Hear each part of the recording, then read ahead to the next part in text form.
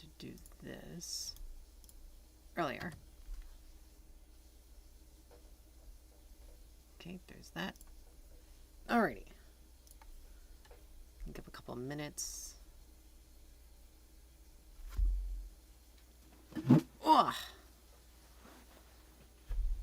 Got to figure out what the heck is going on with the my display capture.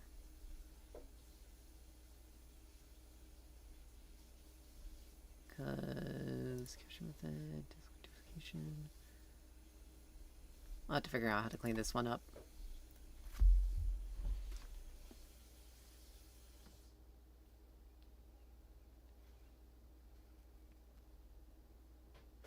But anyway, welcome. So yesterday, the new patch dropped. Their ranked mode is starting this week. It's gonna be strictly Saturdays. Starting on the 15th. So Saturday. Weekly.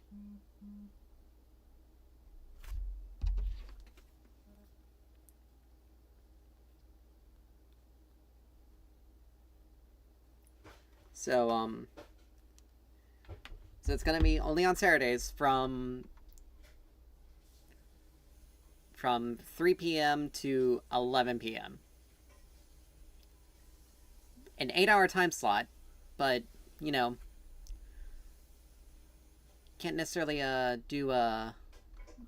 can't necessarily stream it because I work those days, and I don't get home until about 9. But anyway, but there's supposed to be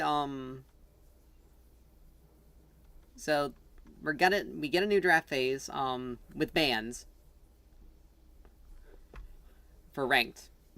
So mirror picks are disabled, so once a player locks in a hero, no one else can do it. Can play them. So there's that. So team selects a single hero to ban for the match. You and your teammates will all vote on one hero you don't want to go up against. Okay, so it's not individual bans, it's a team ban. So a single hero is just banned from the pool by both teams. So randomly pick one of them. So basically, if your team doesn't want to deal with a Gideon, and you're not hovering them, or you're not planning on playing them, then they get banned out. Neither team can pick them. And if the enemy team also wants to ban, say for instance, Grux, then Grux gets banned out. So only 2 heroes are taken out of the pool. But 1 hero per player, more or less. You can't have duplicates on the other team. And then, so it's kind of pretty standard for most ranked games, but they're now we have the ranked tiers. You earn victory points by winning, lose them by losing matches. You'll lose victory points. You need to earn 100 plus VP in order to get to your promos. I don't know how many promos there are going to be. Okay, never mind. If you win your next game while in a promotion state, you will be promoted to the next tier, carrying over any additional VP beyond the 100 you needed. So if you got 110 and you ranked up, then you already have 10 towards your next rank. If you lose this game, however, you'll lose some VP, and if the loss takes you under 100, you'll need to earn some more before getting the chance to get that promotion. So basically, if you, like here, like their example here, promoted to 10, but if he loses a match and anyone instead drop 99, means he'll have to play another match and win in order to get a chance for promotion. So basically, so long as you have enough victory points over the 100-minute limit, you can't drop below. You can't, or more or less, you basically continue your promos until you go below that 100. So the leaderboard and prizes. So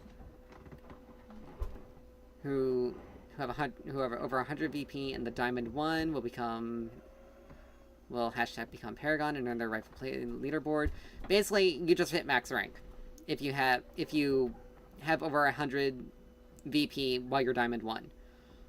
Rewards will be distributed based off of your highest rank achieved, as well as your current rank at the time of the season ends. So, I don't know if there's necessarily going to be point fall off like some other MOBAs do, where if you don't play, particularly if you're in the high elo, like for League of Legends Masters Plus, if you don't play consistently, you lose LP.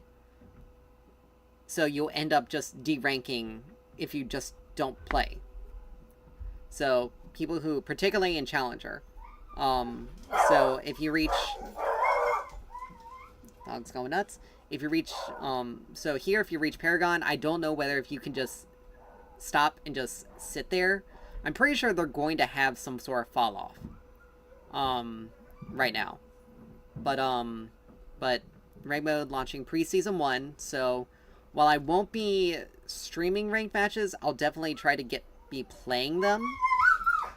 And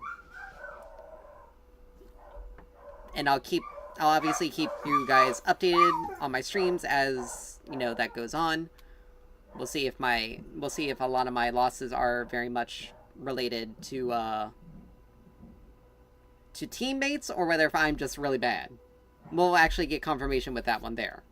It's probably a little bit of column A, a little bit of column B. Like, let's be honest. I do make mistakes myself. Again, I had to fix this. This is blurry as hell, even for you guys. I'm sorry. Maximizing is not going to help on my side. But they have plans to add more to the game mode in the coming months as to season 1, full season 1. So like an intent phase, so you can hover what champion you want to play before you have a chance. Hero and role swaps in draft, as well as more first rollout rank modes essential to help blah blah blah. The usual stuff. Please share your thoughts. So everyone will start at Bronze 3 and work their way up. So, and it'll use a different MMR system than regular matches. So everyone starts at the bottom when you start, and then you get, and you just go from there. Your MMR outside of ranked will not matter. At least right now. I don't know how that's going to work in... I don't know how it's going to work in later season, when season 1 actually gets here, but it'll be something. Players who dodge the draft will lose increasing amounts of VP for each occurrence. So you'll also, in addition to the dodging penalty, you'll also timeout penalty, which is usually about 5 minutes. You'll lose VP increasing amounts. So what has happened in the past for some MOBAs, like particularly League of Legends, I think Smite may have had an issue with this at one point in time, is that when people would go, particularly in high elo, people would go into drafts, into ranked, and they see the draft, see it's like basically a loss from, they would see like a certain champion or a certain god, whatever, and they would basically be like, okay, this is an instant loss. They would dodge, and there wasn't really much of a penalty per se. It would affect their actual MMR, because League and I think Smite's MMR also functioned off of their regular matchmaking as well. It would lower their MMR enough that would actually, they would just basically dodge multiple times, deal with the penalties, and they would intentionally lower their MMR so they would get easier matches. So Riot in particular, when to address this, they actually introduced the LP loss for consecutive dodges. So people wouldn't be able to do that anymore, including increasing the penalties for it.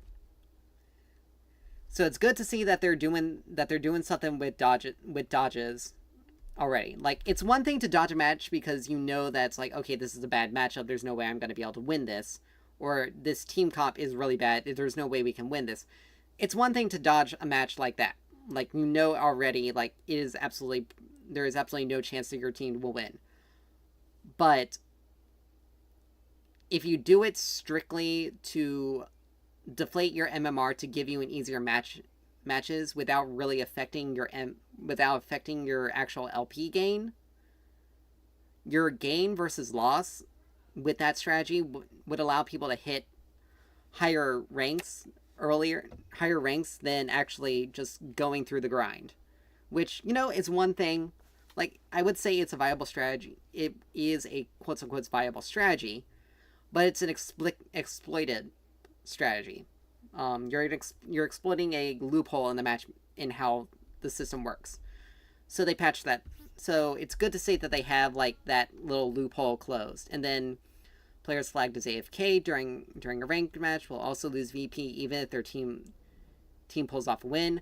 Now, I don't know how this is going to go because people get AFK warnings a lot, particularly console players if they're trying to communicate with their team and there's no voice comms. So there's more or less going to be, I don't know how that's necessarily going to affect, because a lot of console players, if they're having to communicate with their team through the chat, it takes a lot longer to communicate through chat on console than it is on PC. Because on PC, you can just open the chat, type, hit enter, be done. Whereas console, you have to have the button pressed, and you have to maneuver around the on-screen keyboard. So it does take longer to type things out. So I don't know how. So I think this is just like fully AFK, like not just getting the warning, but like full AFK. Like, okay, yeah, you're actually gone, or you're disconnected. I don't know how that's gonna do. But they have some additional changes. Hero gold bounties will now appear on the scoreboard. So if you have an individual that's on a killing spree or something like that, or if a particular enemy is very far ahead, you now see how much extra gold whoever is going to get the takedown, whoever gets the kill on that takedown, kill, same thing. But whoever scores the takedown will be able to see how much extra gold they're actually getting.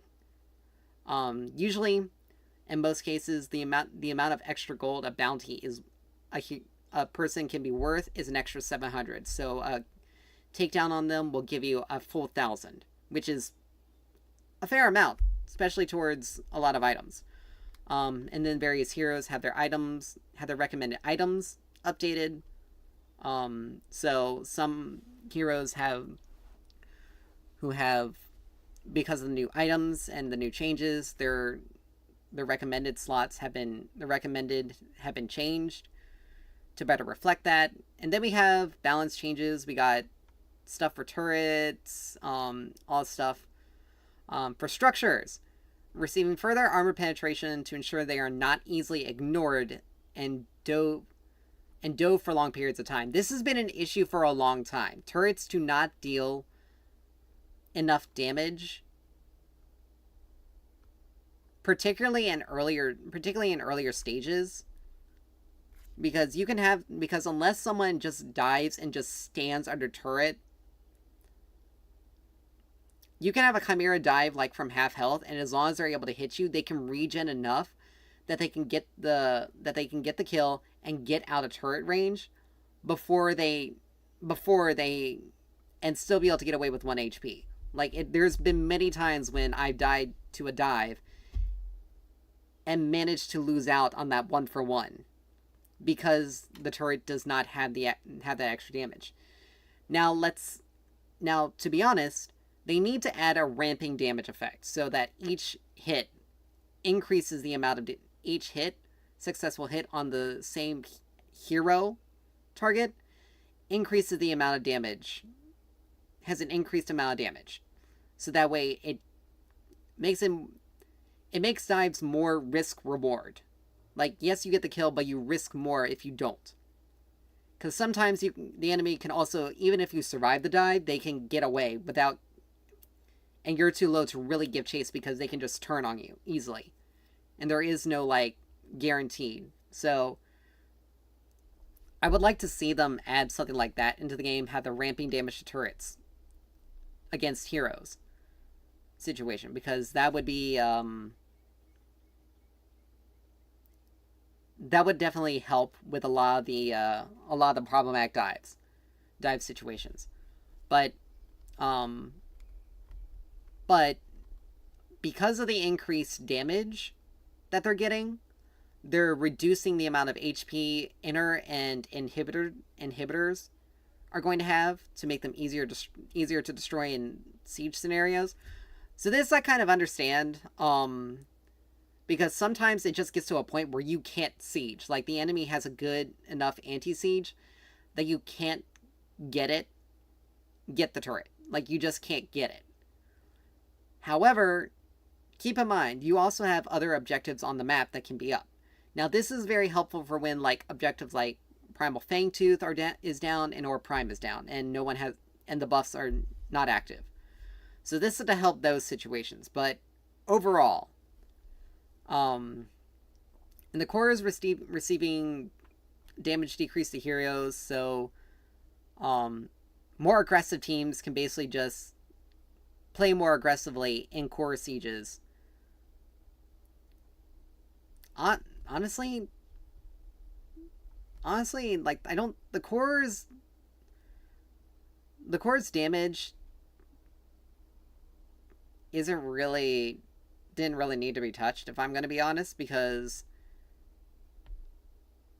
if you have two heroes just hitting the core while there are no minions around, then they deserve to kind of get themselves taken out like that. Like, let's be honest. But yeah, the percent armor penetration for all the turrets have been increased to 45%. So a 5% increase. Not a lot, but it'll definitely make a lot of difference. Inner turret health has gone down from 5,000 to 4,600. Inhibitors have gone down from 600 to 5,200, or 6,000 to 5,200. But the damage inhibitors deal have gone up from 154 scaling 12 per level to 60 plus 15 per level. So we get not only a 6 flat damage increase at level 1, but an additional 3 damage every level. In addition, and the core's damage modifier has gone down by 10%. Not too bad. Not too bad. So there are jungle balance changes. Camp durability can leave junglers feeling overly chained to their camps due to the time it takes to kill them. I mean, understandable. But easily able to fall far behind an XP if they do not clear efficiently. Yeah, that's true. But any jungler, regardless of how they adjust the jungle, is going to fall behind if they aren't clearing efficiently. So basically, they want to try to push junglers from being just strictly stuck in the jungle for a large amount of time, for like the first 3 minutes, 3 to 5 minutes, depending on the jungler, to have more agency in the map. Now, common camps are receiving reduction to their health growth to make them less durable mid to late game. Now, this doesn't really help this situation, because mid to late game, because if you've fallen behind in the early game, you're gonna be behind the mid to late game unless you've been affecting the map. But they've also done damage changes, so they've also done some damage changes. So the blue buff has its damage decreased from 40 to 36, from 40 plus 12 per level to 36 plus 12 per level. So it's got an overall damage decrease. The same thing from red buff. So it's going to make it easier to kill. So it's going to make, regardless of which buff you start at, is going to be leave you with more HP to give you better, healthier clear. This will help out. These changes are going to help out like Kalari, Feng Mao, Sereth, anyone who doesn't have any sort of natural regeneration, any sort of like real good self-sustain more or less, and they are relying on being either outside of fights or like Kalari having to be in her Shadow Walk in order to get her restoration versus Rampage's passive. So long as he's in the jungle, he's got significantly higher amounts of, he regens a lot. Or Chimera and Countess, how they have extremely healthy clears and good sustain from their Chimera from his passive, Countess from Blade Siphon. Even Aurora has really good healthy clear with her passive. The Black Camp, which is the 2 minion camp, had its health changed from the small one to being, the base health didn't change, but the health growth changed. So the large one has 155 to 1. I don't understand this little bit. This part, like it, because if it's showing like from level 1 to level 18, like this, there is no change here. So, but the large one has it, but the large and medium one health decrease in the late game. The gray camp, the large and the 2 small, health decrease. The white camp, the 4 minion camp, the health decrease. The large one and its health and damage have been decreased, and the medium one's health decrease. The medium one has health decrease, and the 2 small ones had their health and damage decreased. The brown camp, which is the 5 minion camp, the medium one, both of them health decrease, same thing. All right, so now we move on to the hero changes. Argus is, because Caustica lost its mana regen passive, Argus isn't really that good. He's not in a good spot. Because he relies on mana and runs out of it too quickly.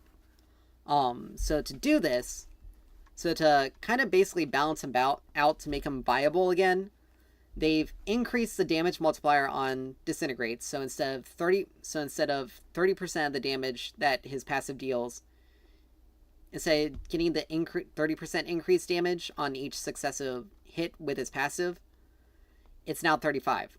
A little tiny bit increase, but something that will definitely be noticed later in the game as fights go on. Because again, he's supposed to be a very long... His passive is not providing enough ramping threat with as much mana as he spends. Now, again, it's a small increase, but it will definitely be noticed when it comes to like later points in the game. I swear to God, this is really annoying.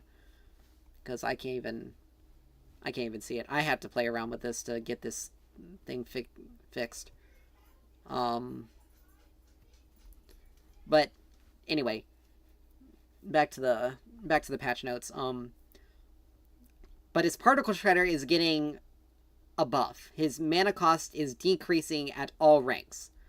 From 8 to 7, 11 to 9, 14 to 11, 17 to 13, 20 to 15. So more or less, at max rank, he's using 5 less mana per cast or per use on Particle Shredder than he was before. So it'll help conserve on mana. So now Aurora is getting some changes because she is performing very well.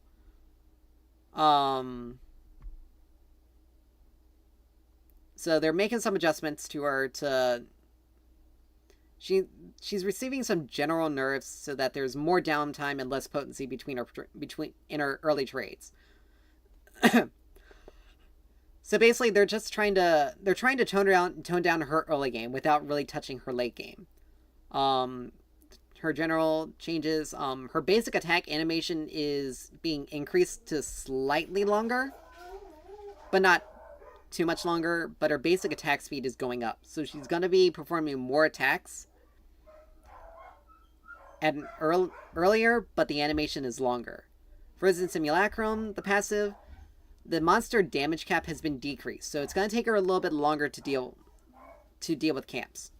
So instead of doing 12 plus 4 per level, it's now 10 plus 4 per level. So more or less it's just an overall loss of two points of damage. It's not a lot, but it's gonna make her take a tiny bit longer on camps. Hoarfrost is having its power scaling down to 65, down from 70 to 65, which is understandable because it's a crowd control tool. It's not designed to really deal damage. They really needed to have done this like from the very beginning. And the mana cost is going up from 50 to 60, so it's more costly to use. Boreal Sweep, however, is getting a nerf. Its early game cooldown is getting a full second added onto it. It's gonna have an 8.5 second cooldown at max rank, so it's a tiny bit longer at max. Its power scaling however, has been increased from 25% to 30%. And this is just on like I think the initial part of it. It may just be for both parts. I had to once we get into the game, we'll double check on the actual scaling. But the secondary explosion damage is being reduced. So the ability has higher scaling, but its base damage is lower. So it won't hit as hard. It's gonna hit the same. Late game, it's not gonna hit as hard. So, quotes unquotes, I don't know. Because with the way the scaling has to be on the initial cast. Because I don't think the secondary explosion cast, or explosion part scaling was changed. So it's going to be an overall damage reduction on the secondary explosion. Late game. Early game, it's still the same, which if they wanted to hit her early game trading, like, they should nerf it out of all ranks, not just, or at least, like, the damage nerf begins at rank 2. So I guess, yeah, rank 1's not too bad. Crunch, apparently he's been falling behind. I don't know why, but he is. His health growth is going up by 4, and the healing from his passive, from his ultimate, is being increased at ranks 2 and 3. To give, I mean, he does get blown up pretty quickly, but at the same time, like, you see a lot of crunches not really building more durably with the 6 item system that they got now. So I don't know. I mean, it was a natural consequence. He was thriving very much on 5 items, but that's because he didn't have to put as much into getting extra HP or defensive stats as he does now. But even then, like, it shouldn't be really a difference per se. I don't know. But Decker is a lame bully, apparently, which mainly due to her basic attacks, which is weird, because I don't know, like, it's really weird. But her general power is being decreased. Her base power is just being decreased, and it's mainly because of Cresselia, because she is able to proc that thing much easier than anyone else, because as long as she's able to remain in basic attack range with an enemy hero, and she's able to consistently hit her ability, she will get that Spellblade proc every single time. And it's been putting her into more on to ensure on hit carry builds do not exceed reasonable balance in the damage department. Give her generals. I don't know what this. I don't know what this part is. Unless she's been building the damage. I don't know. And it's her level 1 poke ability and durability that they're doing this to. So I don't know what's going on. It really does. Level 1 really doesn't matter as much. Unless you have like a really aggressive support.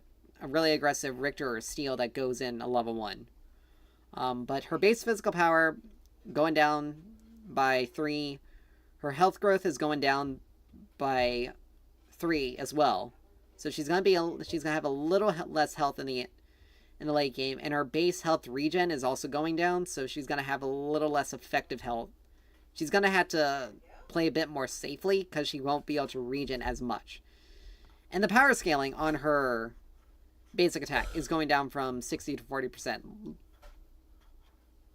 Like all supports, she's not supposed to deal damage. Feng Mao apparently is Feng Mao's a bit of a bully, apparently. But his ult is apparently not doing too well. Like, he's an assassin player, so he's supposed to be either a feast or famine. So I don't know, but they decreased his starting health by 15. His sweep has had its power scaling decreased to 85 by 5%. Safeguard, the shield power scaling. The bonus physical power scaling is going up from 120 to 130, which this is the reason why he's able to dive people and be able to get out safely without any problems. So pretty much just really, and he's one of the biggest. He and Chimera are like the biggest, culprits when it comes to tower dives being not as risky as they should. And Safeguard is the reason why. So, them increasing his durability is, like, again, he's an assassin. He's supposed to either snowball really well or fall off really hard. Like, there's no in between with assassins. It's either do well and you steamroll, or you fall behind and you don't do anything. Like, that's the way assassins are supposed to be. They're high risk, high reward. They're high risk, high reward for a reason. But his hamstring, the damage itself is being decreased by 10 at all ranks. So, a small nerf. Nothing on its scaling. It's still going to be perfect for him to be able to keep on target, on top of targets. His ultimate, the base power is increasing. The scaling is increasing. The execute threshold has gone up to 700 at max rank. The execute threshold bonus power scaling increased by 10%. So basically, it goes even higher than 700. Like, they're wanting him to get his resets in fights. Which, okay, I understand that, but at the same time, they really didn't need to do this. Because if Feng Mao is snowballing, he doesn't need his ult in order to take people out. Gadget is getting a little bit of a nerf, because she's able to sit, she turns the lane into a farm lane no matter what matchup she's into. And she could basically put a stalemate. So Seek and Destroy is just getting a small nerf. Like, 2 seconds at level 1, you'll feel it, but late game, there's only a 0.5 second increase, so it's not going to be too bad. It's very much targeting her early game, but it's not going to be too big where it just cuts her. Now, Gideon is getting a nerf, strictly because of how powerful he is. The base damage on Cosmic Rift, his meteor drop, basically, is going down by 20 at max rank. A sizable nerf, but not really that effective given his scaling. Like it's gonna be more noticeable on tankier targets. Black Hole's only is having its scaling, its magic power scaling reduced as well. So people will be able to survive it a little bit longer in the late game, but again, in those hectic team fights, he's still gonna be the game. He's still gonna be he's still gonna have a game changer ult. Grimmix, however, is getting a little bit of a an adjustment. Displacement Blast is putting out too much power. They want to shift him away from like the one shot magic builds. One-shot magic, the one-shot trading patterns that his magic build provides, and put more power into his auto attacks. So the damage has been nerfed, but the scaling has gone up, which again kind of defeats the damage nerf, the base damage nerf, because in the end he doesn't need to build. In the end, he will be dealing more damage than, like, 5% may not seem like a lot, but it will be a lot when you're stacking a lot of magic power together. A 5% buff to a scaling can actually give more damage back than what the base damage nerf does. So they should have just kept the scaling at the same, or they should have reduced the scaling as well. That's my 2 cents on that one. But Assault Mode's total physical power scaling, not bonus, but total.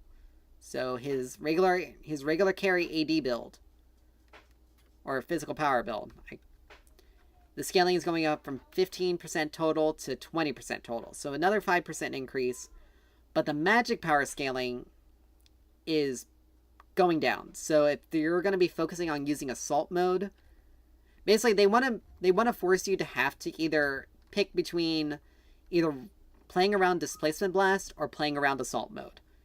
If you try to build hybrid, you're gonna lose out on damage, more or less. Is what they're trying to do. But his energy shield cooldown has been reduced at all ranks, so you can use it a little bit more often. And then the magic power scaling of GTFO been decreased by 10. So again, not really. You're only gonna see a big impact when you're building on full magic damage. When you're not building him physical power, you're building him magic power. Grux is getting a nerf on Warlord's Challenge because it does provide a crap ton of extra stuff. The attack speed increase is going to be, when he uses his ult, is going to be decreased by 5 at all ranks. So he's going to be attacking a little less faster. It's still probably not going to be that meaningful enough. I rather would have seen like a 10 decrease. And this is percentages, mind you. So instead of it being 30% at rank 1, 70 at max rank, it's 20%, 60. Like, that's what I would rather see for Grux. Like, he is very powerful. And the items he builds makes him, particularly because he scales so well with attack speed items and on hit items, he becomes massively oppressive by just building attack speed, and his ultimate just makes it worse. So they really need to adjust him to where building attack speed does not help him as much. They need to do some readjusting on him. Kalari's getting a buff to her ult. Not something you want to see on her, because let's be honest, her ult really wasn't that big of a problem. It dealt a lot of damage if you landed it. But But the biggest thing, if they wanted to buff her, they needed to buff her Assassin's Mark to increase the amount of damage that it dealt per missing health. Because she has to be able to burst targets down. She's an assassin player. She's not supposed to... She doesn't do well in long extended fights. Which is why they need to make her more bursty and less... Like, increasing her ultimate is definitely going to make her a little bit more bursty because it requires her ult to be part of the burst. But her ult is very hit or miss. If you miss her ult, then she pretty much loses a big part of her burst. Which is understandable. But again, assassins are designed to be in and out real quick. Which is why Kalari's old ult, like her death sentence ult, where she teleported to the target and dealt damage to them, was much better for her identity as an assassin, because she could get to the target and be able to more or less stay on the target and be able to burst them down effectively. Like Countess, more or less. Countess is able to get onto top of a target and be able to burst them out with her combo pretty easily. And if she's not able to, it's because they've had to blow a flash for it. Kira's having her basic attacks, the scaling reduced, because of the six item stuff, and because so much extra attacks, like she works better as on hit now because of the way they've redid the items.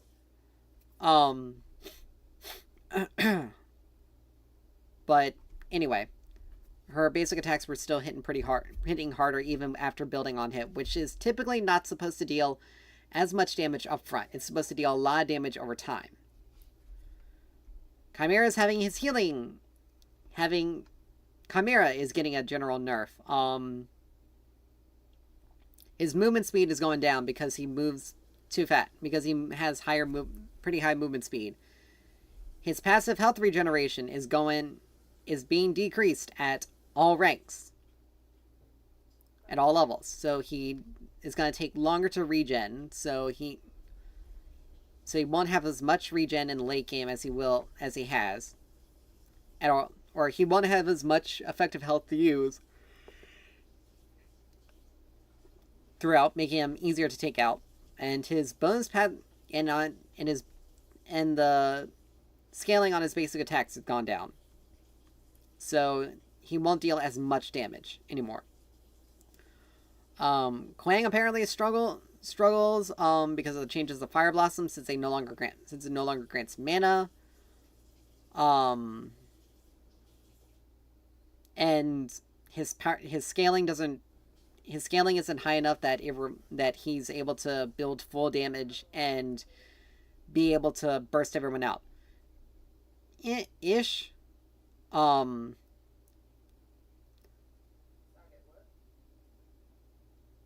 So basically, they're trying to push him to more burst mage instead of battle mage, more or less. Strike of the Heavens is having his passive is having its scaling increased by 2%.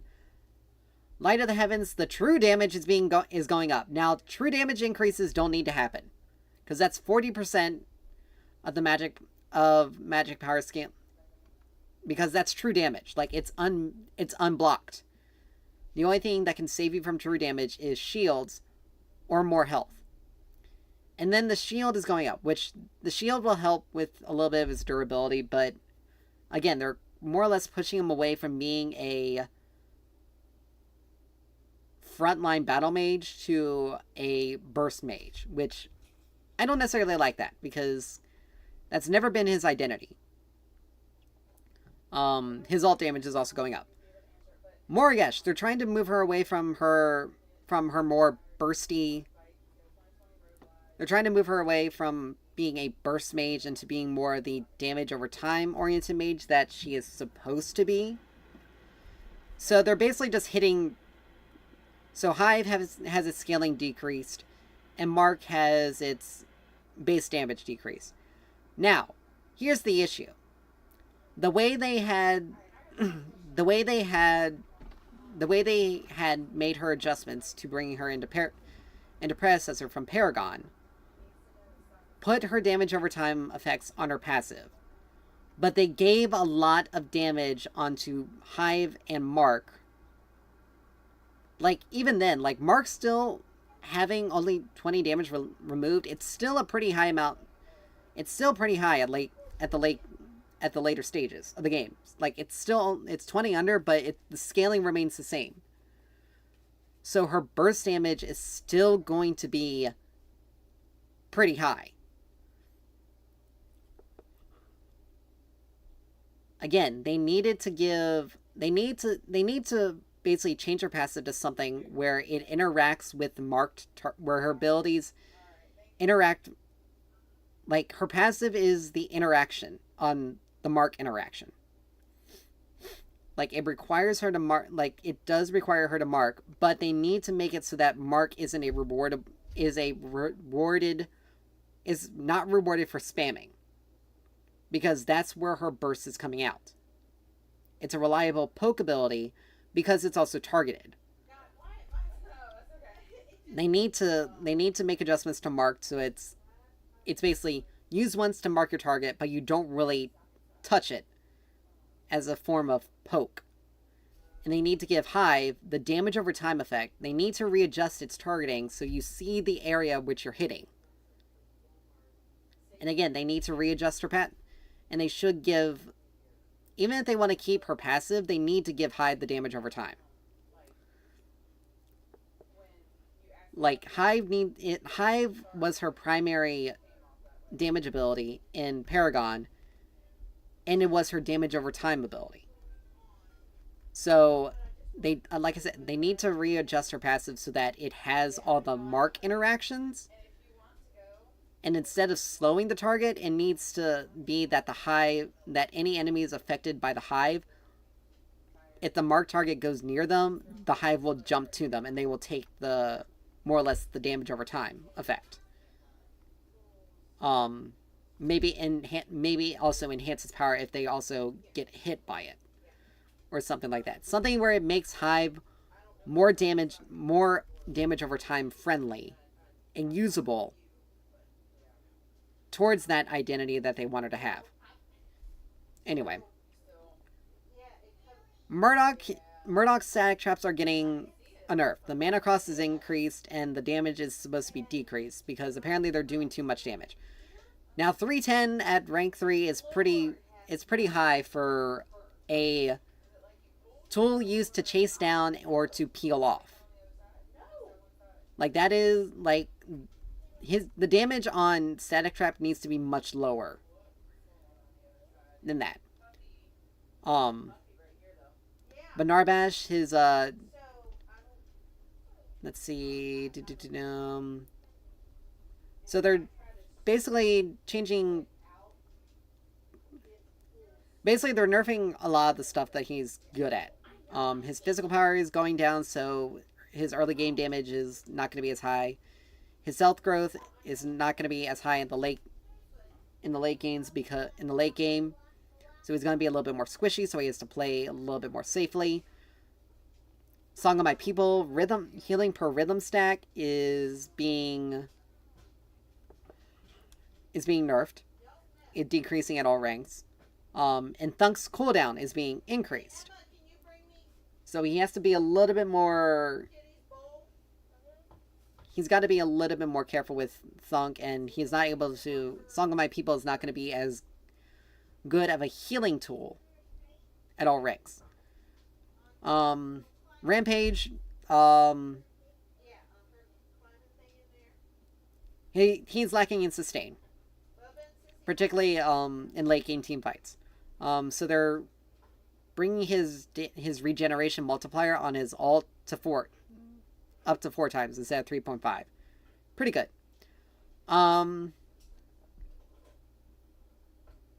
Revenant's getting some buffs to deal with the stronger divers that the stronger dives.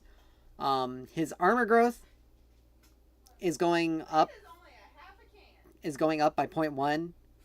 So it's not a lot, but it's going to be somewhat noticeable in the early games. Late game is not going to be noticeable at all. Hellfire rounds, missing health damage per level is going up by, is buffed from 0.4 to 0.45, so tiny bit extra damage, but it will be noticeable in the late games. And Reckoning's cooldown is being decreased at all ranks, so if he does get dove, he has the ability to at least be able to target a lower health enemy to keep him safe, or to help keep an enemy, or to more or less force an enemy into the 1v1 so that the dive is less effective. You still get hit by turrets in his ult, so now Richter is getting some buffs. Apparently he struggles in duo lane to survive in the early game duo lanes. Not really, because if he lands a well-timed Riplash, particularly at level 2 and 3, you're not able to, like, you take more damage than, regardless of who he hits, there is more damage. You will come out losing on that side of the trade, even if you are hitting him consistently. But they don't want to touch, but they don't want to, and he also kind of technically struggles behind on jungles. So his base health is increasing, his health regen is going up, his mana growth is going up, mana regen is going up, base physical armor is also going up. So just general stat growth. And his electrocute ability, which is the silence, is having an early game buff. Its damage doesn't change at max rank, but 1 through 4, ranks 1 through 4, it has a buff. Zeret's getting some buffs because she dies too easily before she can get a reset during the late game. She's one of those, like, kind of built like a carry, but also plays more like an assassin kind of hero. If she doesn't snowball early in the early game, she does not do anything late game. And if the game goes long enough, she falls off. Like, that's the way it's supposed to be. But her health growth is going up, so she's going to have more health in the late game. Heaven's Fury's cooldown is being decreased at later ranks, making it not really touching it too much in the early game, but making it more available in the later game. And then her ult, Heresy's burn damage is going up, is nerfed in the early at level 6, but level 11 and 16 there's an increase, and the cooldown is decreased at all ranks. Sevarog, because of the mana removal on Fire Blossom, he's not doing as great on mana. He's not able to stack up efficiently in lane or in the jungle, so they're doing some stuff. So they're doing some stuff to help him, which I think is okay. His base mana is going up, and Siphon's damage is going up at all ranks, and the cooldown is decreased at all ranks, so he can use it a bit more often. So his healing, so he'll be less reliant on haste in the later game, but his healing is also going to increase because he'll deal more damage, so he'll be able to sustain pretty well. Sparrow's getting some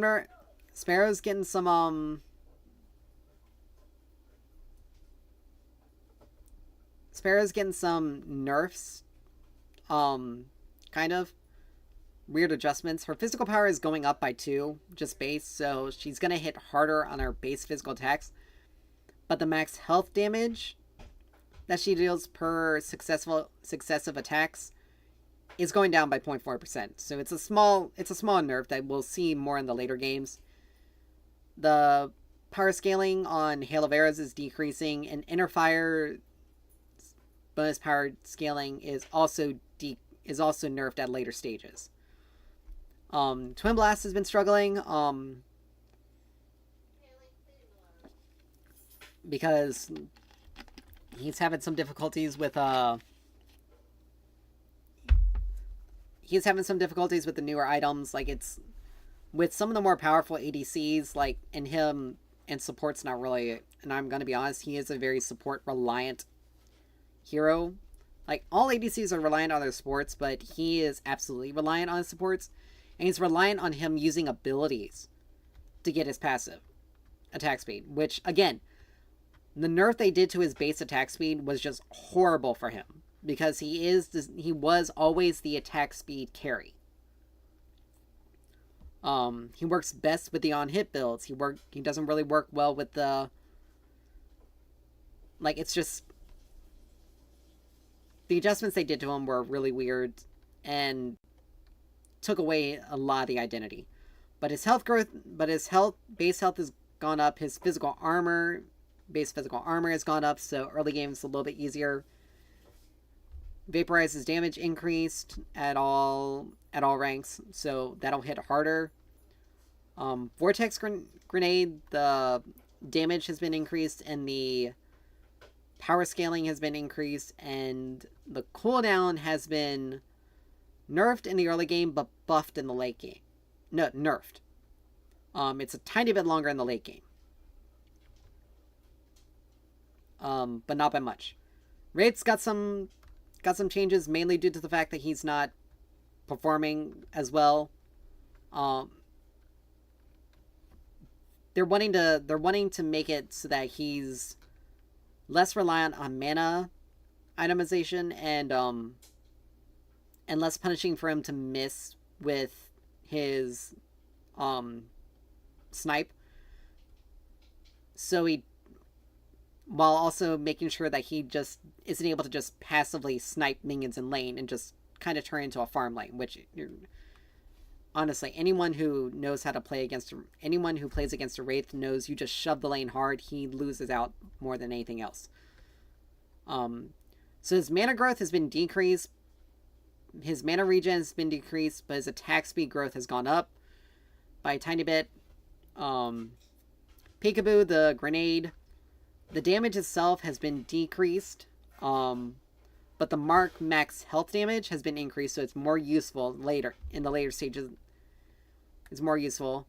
The duration has been increased by half a second, so it lasts a little bit longer.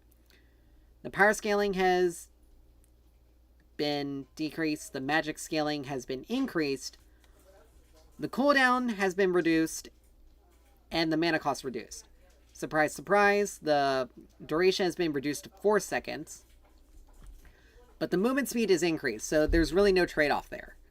But the bonus physical penetration, though, has been buffed at all ranks. So he's going to be dealing more damage. Basically, they're making it more rewarding for him to be hitting the enemy hero, rather than just sitting back and farming minions. Knock Knock, the snipe. The damage has been decreased at all ranks. Wow, it's almost been an hour of doing the patch notes. The power scaling has been increased, though. So, the magic scaling has been increased, so it's designed to deal more damage. The cost of it, the mana cost has been just moved to a flat 60 at all ranks. But the mana refund has been reduced to 60%. So, you're not going to be getting as much out of hitting the... You're not going to get as much back refund on last hitting with the ability as you were before. But the bonus damage to minions was increased. Now, if they wanted to move him away from just passively sitting back and farming, then they needed to decrease the amount of bonus damage the ability does to minions. Because this just increases the threshold at which he could hit them at. Like, it deals more damage to minions now by 10%. So more or less, they didn't really touch him just sitting back and farming, except for the decreasing the mana refund. So they really needed to have adjusted that to where the bonus damage to minions was decreased. I would say either down to 30 or 20%, or just remove it at all. Remove it entirely. So that way he's forced to use Knock Knock as more damage against heroes, particularly if he's using the mid lane. But I guess I would understand, because it also hurts his dual lane performance if they remove it entirely. But they really should have just decreased it, because it still makes it more appealing to hit enemies, to farm minions, because it is pretty much your primary farm tool as well. But I don't know, I don't know why this part they buffed it, but whatever. Their decision. Zarus has been, his general damage output has been low, but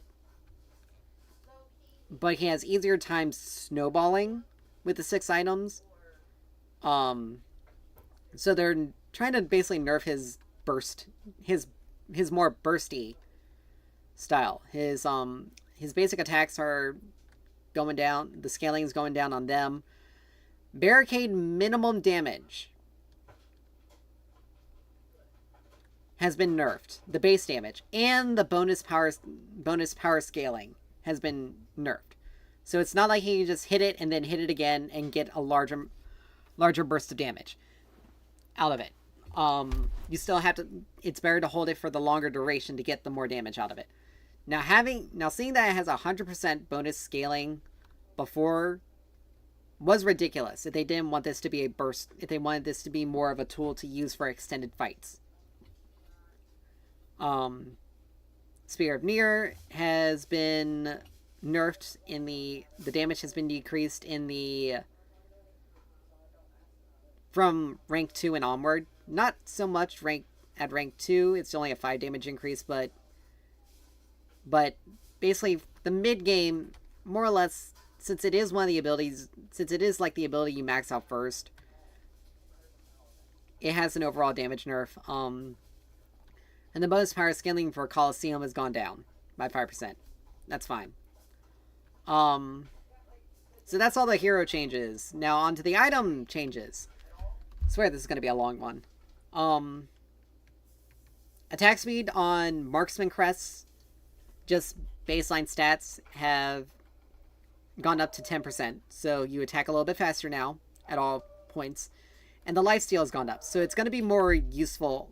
The Marksman crests are going to be more useful. So they did adjustments to all the Marksman crests items to for that. Eviscerators attack speed is going up, the lifesteal is going up, but its rending strike effect, which is the on hit effect, the scaling is going down from 20 to 15. So a small damage nerf, but not too much. Liberator and Pacifier just have their stats readjusted to reflect the increase to attack speed and lifesteal. Judgment has a bit too much of an uptime. I'm kind of on the fence about it because I think its cooldown is just fine. I think they may, if they wanted to target how strong it is, they may want to adjust other parts of it. But you know, the new items are like, this is only a patch after the new items, so they're still technically really seeing how things are going.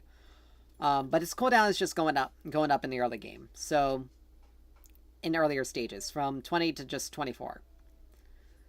Typhoon, however, is getting a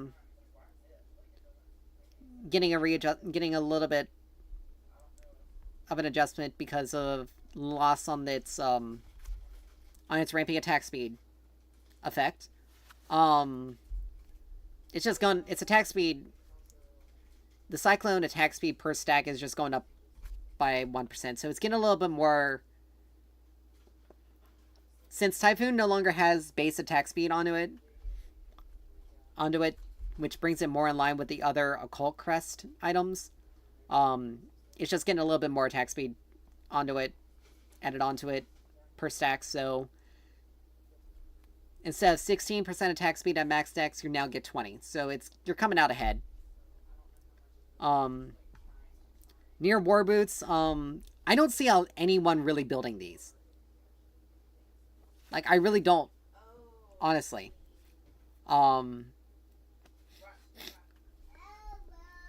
But they're buffing it to try to bring it in.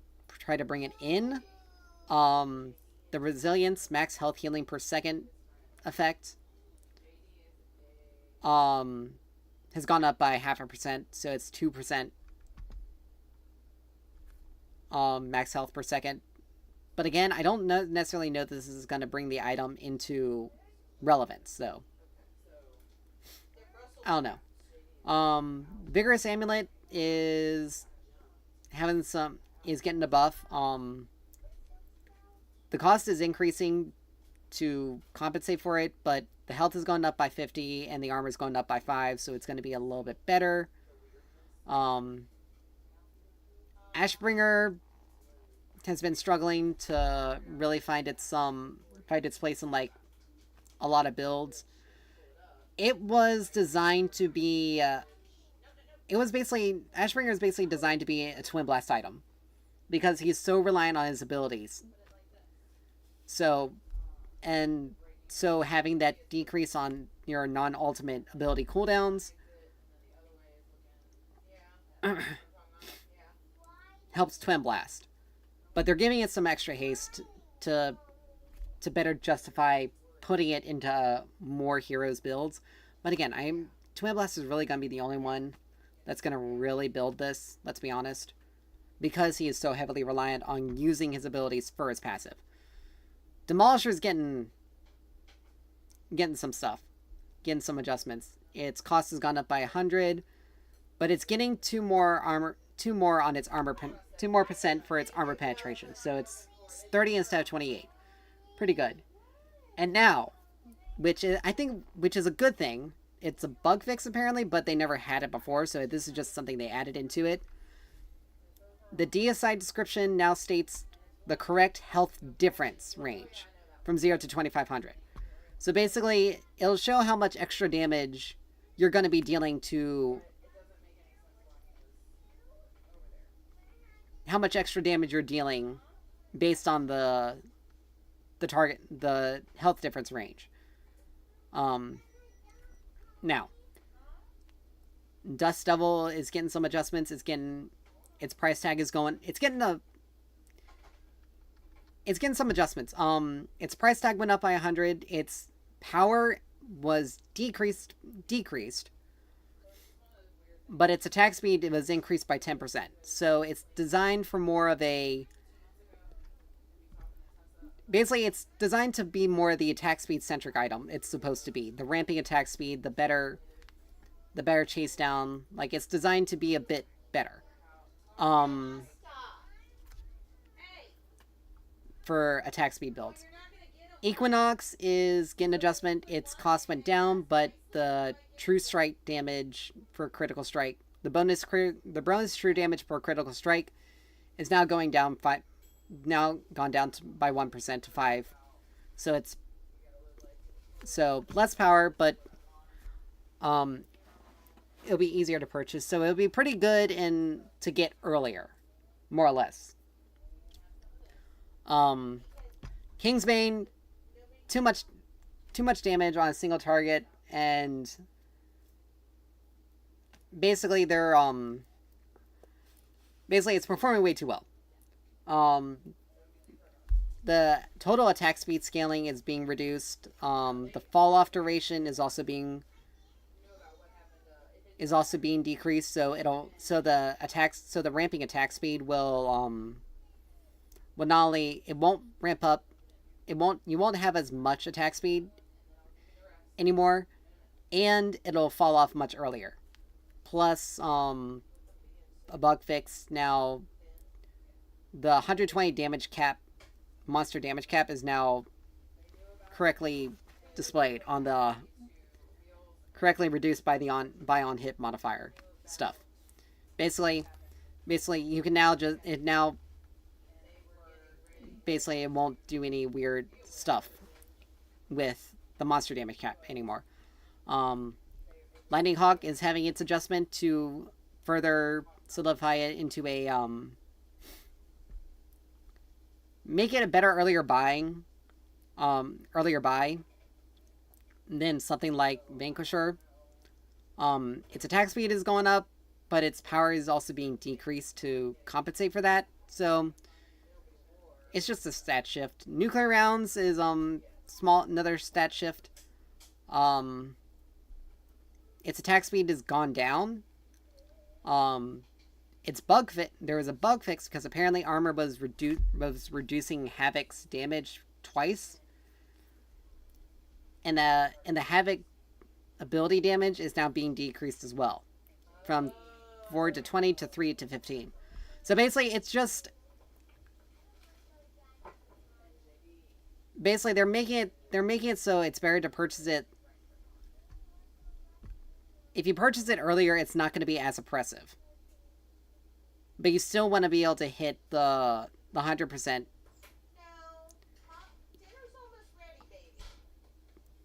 I don't know, like, this is a kind of a weird thing. Because, like, I can understand if its damage is...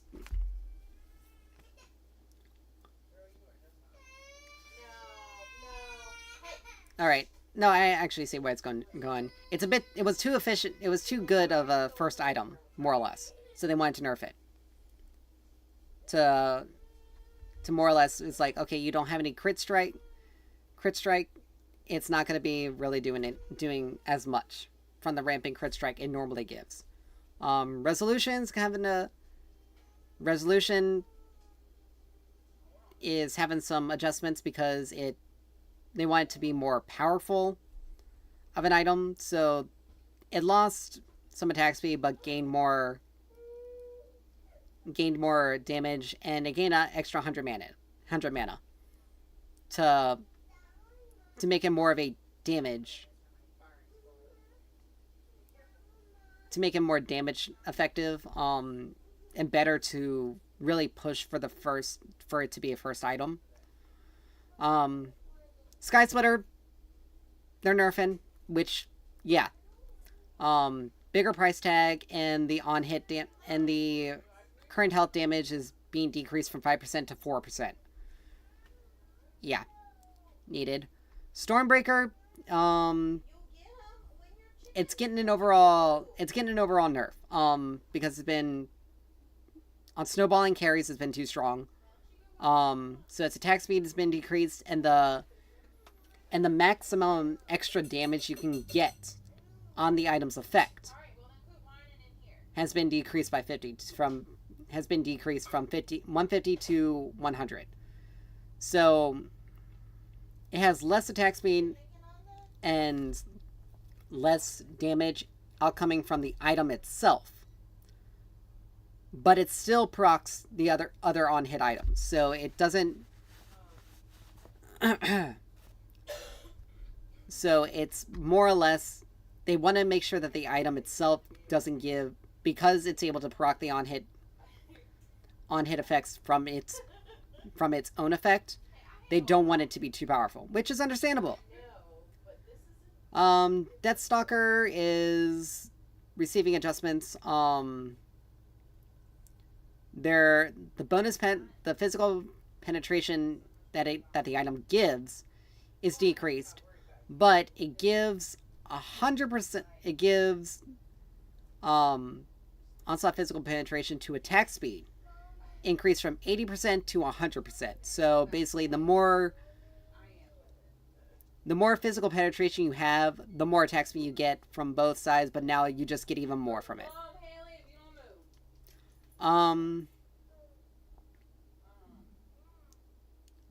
So Envy's silence effects have been problematic.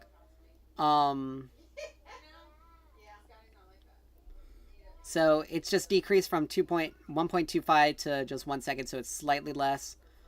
There's a bug fix to it. Bonus crit strike chance no longer counts towards scaling as nuclear rounds, such as nuclear rounds. So basically, the extra crit chance you get from Envy. Let's see, bonus crit strike no longer counts for scaling such as nuclear rounds. So basically,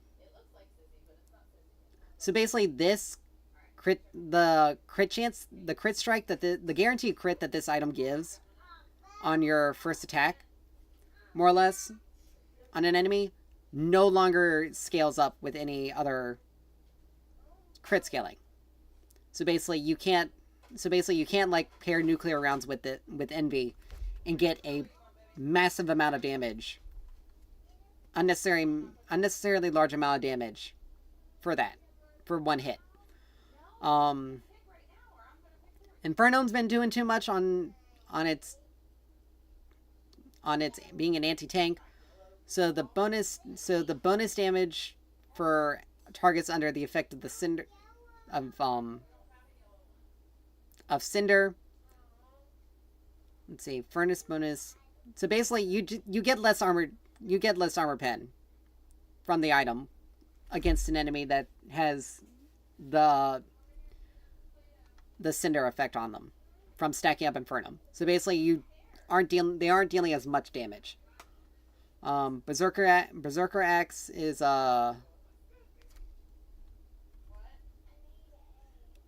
Berserker's Axe. They're addressing movement speed issues. So the movement speed is being decreased, but the blitz cooldown is being decreased. So kind of an adjustment. Draconum's having some issues with not really finding a lot of place in Bruiser builds, which I don't know why. But because Bruisers also like ability haste, they're it doesn't really fit. And it's mainly affecting Chimera, and it's mainly like Chimera and Rampage that's looking at. Don't know why. They don't need to build Draconum. They don't usually build Draconum.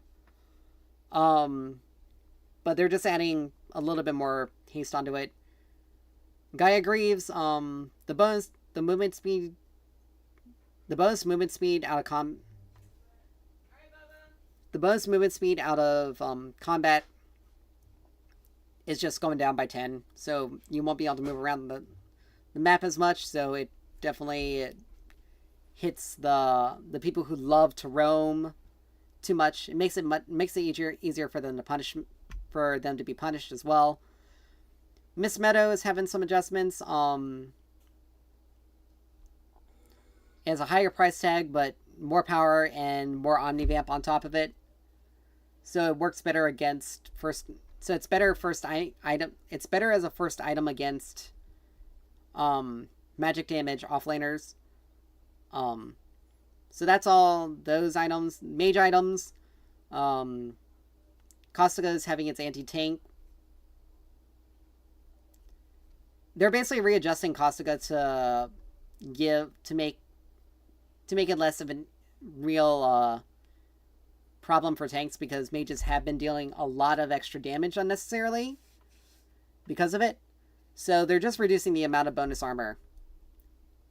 The bonus damage that you deal towards tanks, effectively.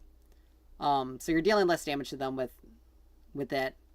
Lifebinder is receiving a stat adjustment. The ability haste has been put back onto the item, and the mana has been removed. So this has been putting it, more or less, it puts it back to kind of being closer to a battle mage item. Against Scorch, Morgash, like mid laners that have more sustained damage fighting are going to like this, but it's also going to work for the offlaners as well. Magnify is having its magic power increase because apparently it's not doing too well. I don't know why, but whatever.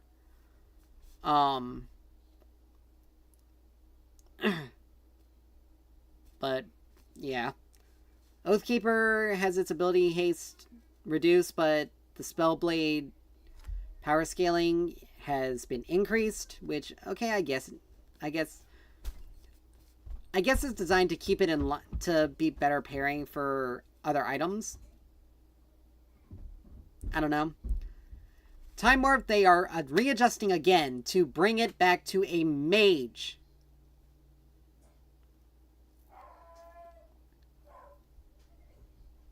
Because of Cresselia. Time Warp is being shifted to be more deliberate mana regen option for mages, rather than just being kind of a flex option between the two with the two roles. So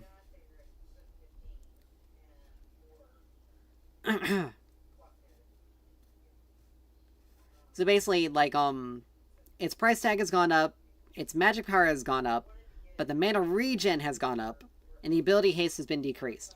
So Argus is definitely Argus isn't necessarily gonna like this change because it's really the only mage item that has a good regen on it that he can use, more or less.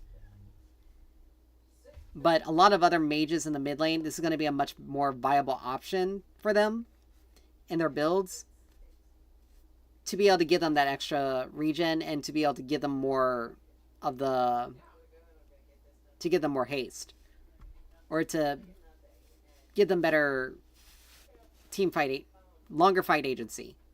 But it's not going to work as well as with supports, though, because supports have really bad scaling. The base ability haste has gone down, which is what supports really like. And just because the regen is high, supports aren't going to be able to access it as easily. Now, this isn't really going to affect Bellica because she wants to build as much magic power as she wants as possible, even if she is a support. So, that's that. Worldbreaker, they're increasing the bonus health to magic power scaling. From 4% to 4.5. So not too big of a thing. Wraith Leggings is having some changes. Its Carnage effect is no longer reduced twice by magic armor for a bug fix. Basically, they want to expand it to function on more heroes. The quality of life change, and now Carnage now applies on hit effect damage ability damage effects. So Grimmix is going to be useful, Quang is going to be better. It now applies to true damage ability effects. So again, Quang is going to be more useful. But the Carnage the bonus magic damage you get from the effect is reduced. So it gives more damage more often, but it gives less damage overall. So it can be used more often, but to compensate for that, they decrease the damage. Now, Cresselia, stand up to other supportive options due to a general crossover with Time Warp. No. Of course. So its magic power its price tag is being decreased, magic power decrease, ability haste increase, and the magic power scaling on the Moonblade effect is being increased. So basically its Spellblade passive is going to deal a little bit more damage. Dynamo apparently is providing more damage. So they're reducing the adaptive force from 35 to 30. Hexbound bracers, basically they're increasing the haste on this because the tanks are the melee supports don't have as much of a haste option as well. Crystalline Curious has its price tag increased, but the magic armor is increased by 5. Elefrost, which apparently they want people to do more for its as a first item, but I really don't know why, because I don't know, it's weird. I never really touch it because I don't know, it doesn't really work a lot. It's very much a tank item. And if you're building Fire Blossom, you really don't need Elfrost. Or if you're building Fist of Razul, like, I don't know, I may have to give it a shot when we actually get into games. But the health is being decreased, but the physical armor is being increased. The base mana regen is increased, and the Frostblade damage is being increased. So it's a bit more tankier. You have less health, but you deal more damage with the item. But they buff Fire Blossom as well. So the price tag has gone up by 50, but the armor has gone up by 5. Fist of Razul is receiving some adjustments because it's a pretty good item. The health price tag is going down by 100, but the health is decreasing by 100, or it's increased by 100. Ability haste is increased, but the armor is removed. So this is very much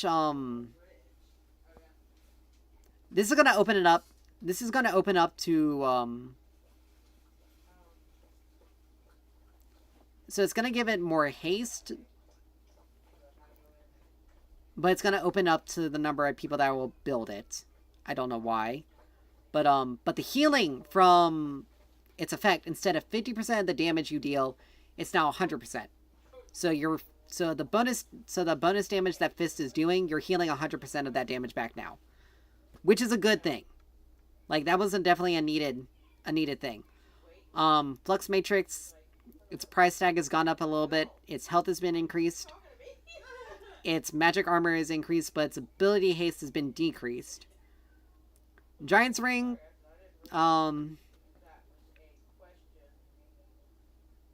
its cost increased, health increased, ability haste increased, and a recipe adjustment. So kind of a buff. Raiment of Renewal is receiving some changes. Its cost has been increased. Its health has been increased, and the missing health healing is increased from 2.5 to 3%. So it's going to heal a little bit more. Stonewall doesn't really Stonewall is receiving some buffs, price increase, more health, more armor. The Bulwark, the bonus physical armor, the damage mitigation on bonus physical armor scaling is decreased though. So it's you're gonna need to build more armor to make the item more effective. Tainted Bastion is receiving some more durability, more health, more magic armor, but a higher price tag. Tainted Guard is basically just receiving the same thing, but its Blighted Thorns damage is being decreased to compensate for it. Unbroken Will, price increase, health increase, and a recipe change. Now one of the biggest change is pretty good for Void Helmet. So the price has been decreased, the health has been decreased, the magic armor has been increased, the healing amplification is increased, but the Abyssal Grasp passive, the healing on healing 3% of your I think it was missing or max health. There is a distinction, but the healing on Immobilize has been removed. So basically this can be paired with Raiment of Renewal and Fist of Razul and be able to increase those healing effects, but it no longer gives you that heal on immobilizing. So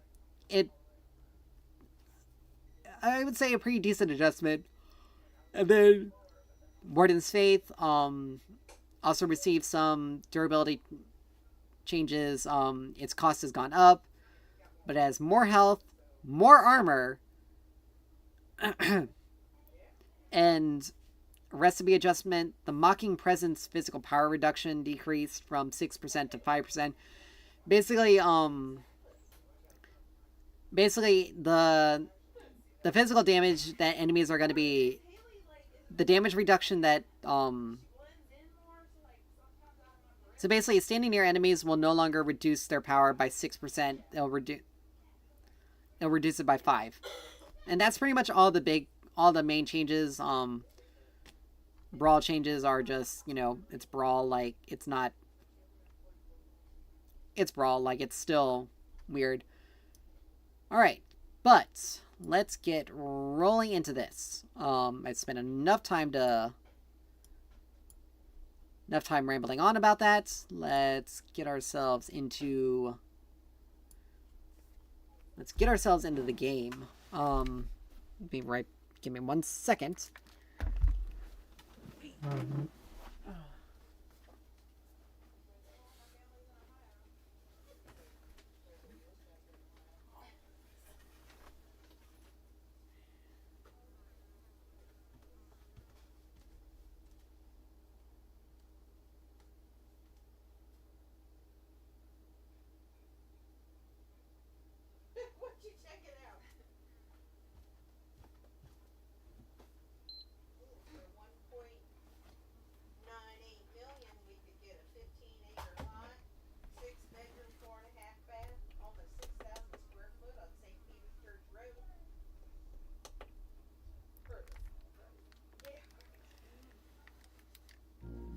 Alright. Okay, what's up with the... Hold on, I'm not getting any audio here. Darn it. Hold on, let me...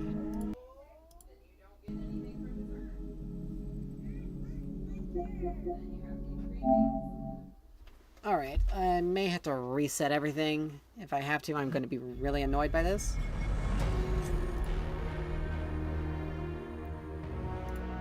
Because I am not getting any audio here. Okay. That's microphone.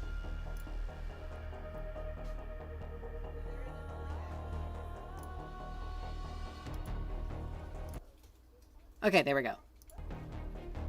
I fixed it. Yay.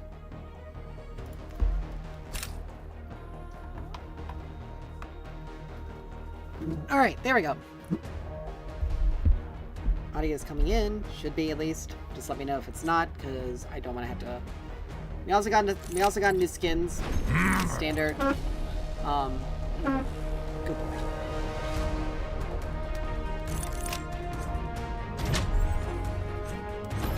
Alright, hold on. Let's see. Yeah. The option is there, but we can't select it. You can queue up with a friend. But, if you want, or you can just go solo. But yeah.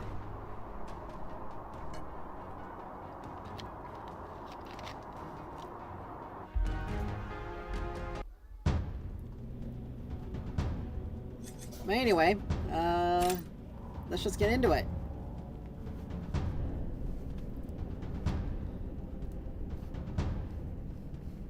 I'm just gonna switch over to off lane, because this guy is trying to jump back and forth. Like, dude, come on. Pick a lane, stick to it. Let's see.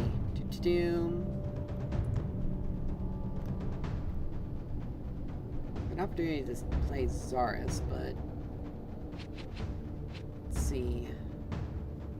Jungle Grux. We're gonna need a bit more, it's ironic, she's not really as... No, we're gonna need a little bit more magic damage. I could go for Quang to test out his stuff, but I really like Aurora more than I really like Aurora over, and I think I may actually build the Elfrost. Now we'll see if this is going to be an Iggy and Scourge off lane or not. If it's an Iggy and Scourge off lane, it's going to definitely be a bit more difficult. But it's got to be Iggy and Scourge. But it's probably going to be Iggy and Scourge mid. He's gonna have an advantage. If it's an Iggy and Scourge off lane, I'm just gonna go Grayston and I'm gonna all in him level 1 with Assault the Gates, because he will only have at most turrets. Yeah, it's Iggy and Scourge off lane. Like, I have to. I'll see you all at the enemy's core. I have to take him out. But we're gonna do Miss Meadow as an item.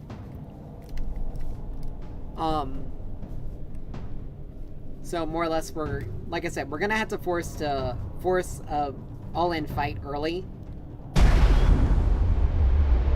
The battle begins in 5. Because if we don't, we're not gonna. 3, 2, 1. Because if we don't, we're gonna give him too much time to scale up. Now we can wait for level 2. Lord Greystone is eternal. Aren't you jealous? Alright. Prepare yourself. Earthshaker increases ability damage. Like, this will be a good item, but we want to make sure that we are.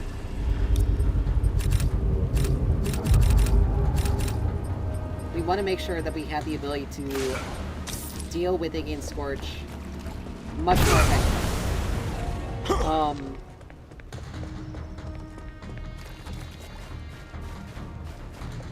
Now, do I want to do the level 2 all in, or do I want to wait?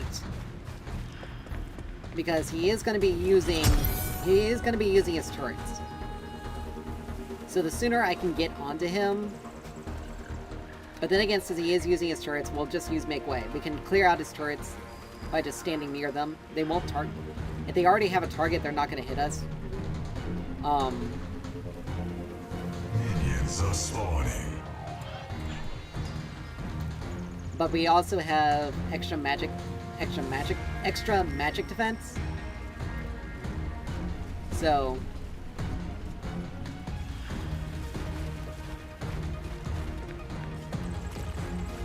it's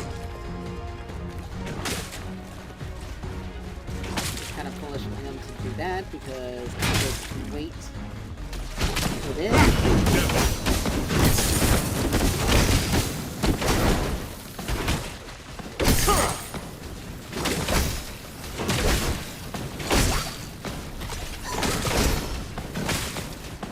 I should have done gates, because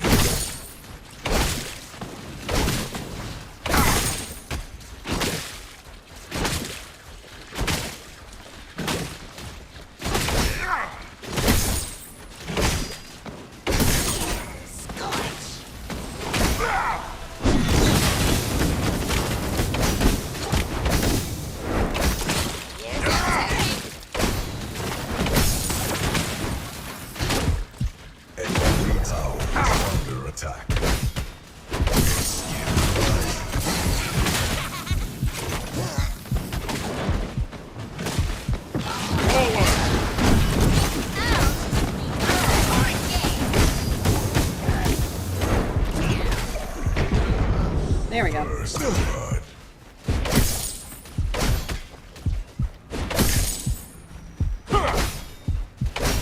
And now that I'm level 2, we're gonna have to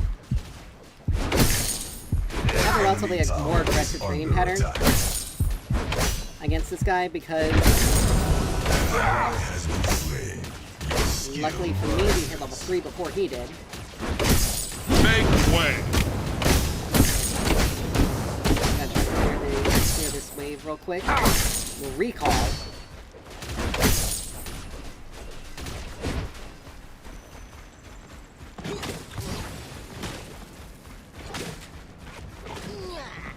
Now he needs to be careful.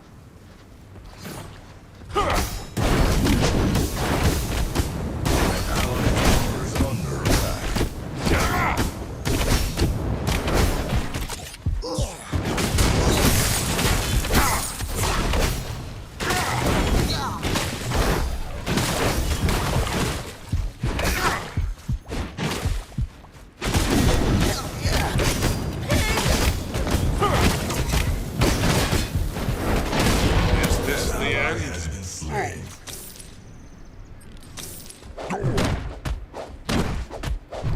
So we almost 1v1, fully 1v1. We also got the 3 buff as well. So we're technically a little bit ahead of this guy.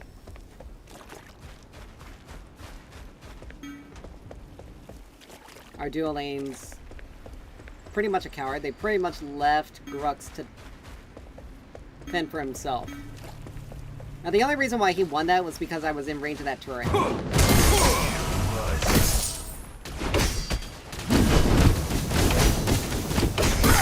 But soon we're gonna have very little issue on that one. On it because I'm going to be healing. Ally has been slain.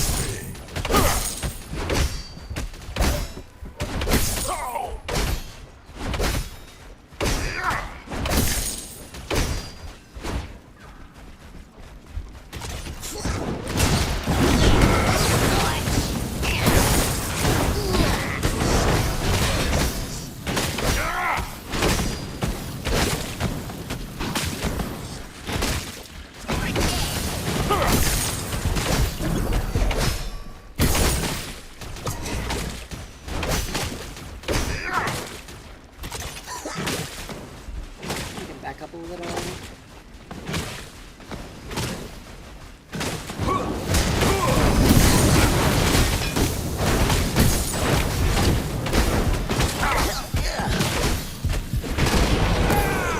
Alright.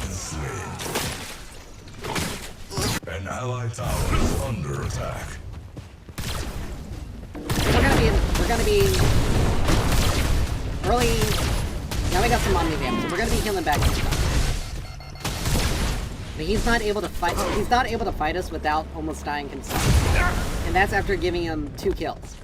So he's definitely gonna have some difficulty dealing with us. We'll grab Earthshaker next. I may just do Crystalline Curious as another item. Is under attack. But Basilisk was also going to be pretty useful.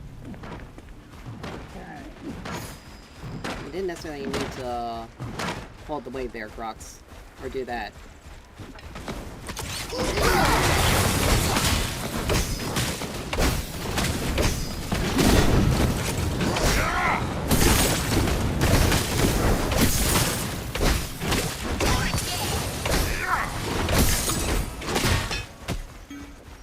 You gotta be careful, because just because he's level 6 doesn't necessarily mean I'm not gonna be too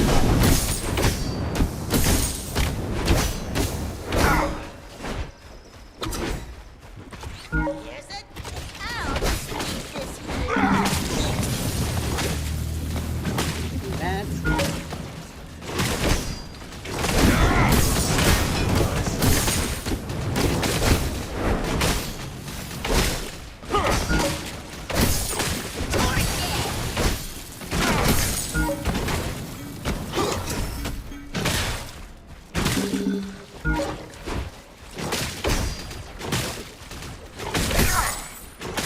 Alright.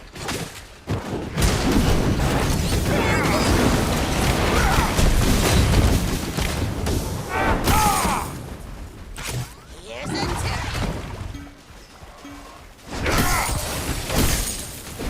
Yeah, you can't fight me outright. An enemy tower is under attack.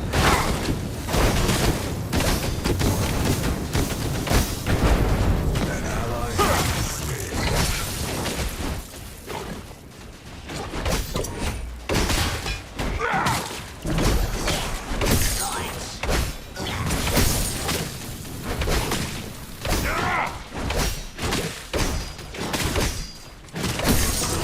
Rises. Alright, I could dive him, but I'm not going to. I'm An not enemy gonna. tower I'm. is under attack.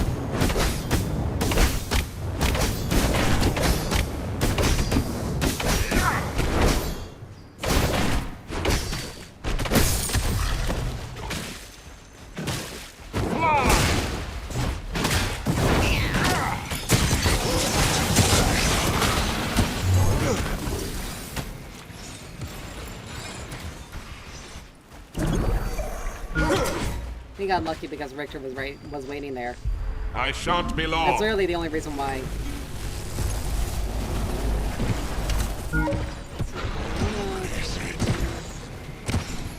This is a pretty sizable wave.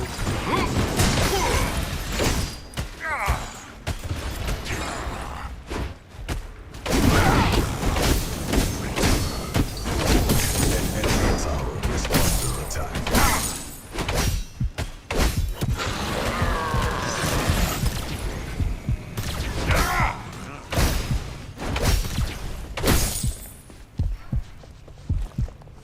I will rejoin you soon. Alright. He has been slain. So we got Miss Meadow. I'm right here. Let's start working on getting ourselves Earthshaker, because that'll increase our our ability damage. An allied tower is under attack.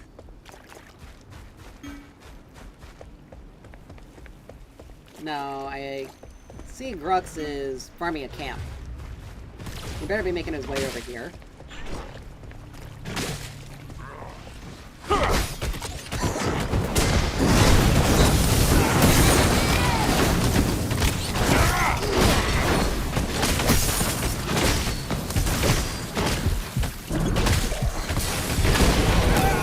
Okay, how in the world did he get his thing? And why in the world did Grux take so long? Under attack. Like, why did you take so long? That actually ended up causing us... But that actually ended up causing much more... Like, Grux took way too long...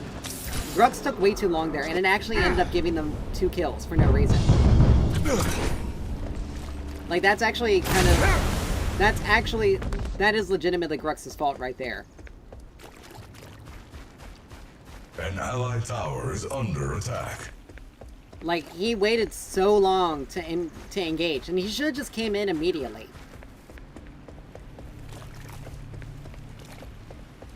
Seriously, Orb of Growth is, like, ridiculously fast for no reason. Like, that amount of damage is ridiculous.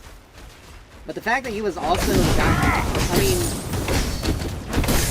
He was able to stack his, crest up faster than I was, because I couldn't deal...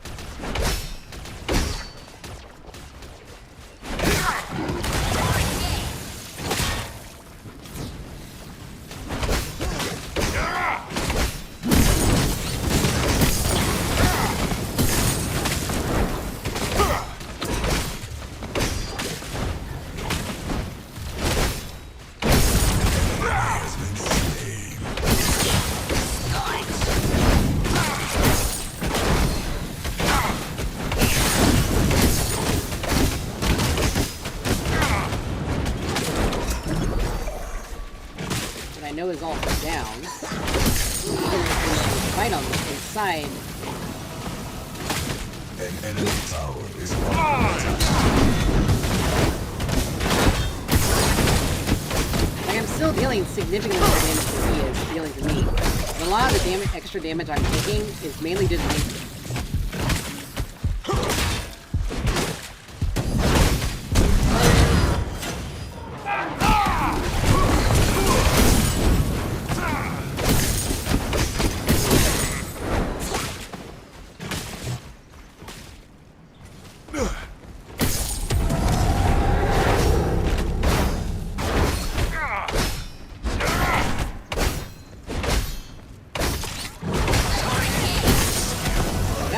Before you did.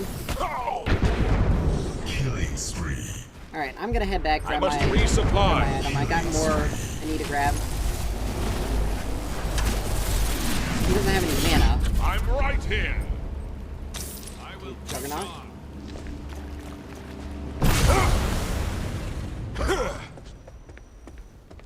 But yeah, the extra increase melee, stack twice as fast. Like this and Miss Meadow is gonna definitely help me because my abilities are gonna increase in their damage.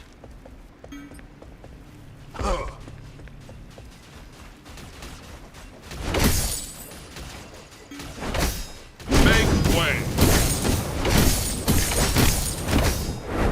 I am gonna grab Basilisk though. A vast majority of the other team is magic damage though. So Crystalline Curious is definitely gonna be useful. He's gonna want to build. He's getting ready to build Megacosm, so he's gonna try to.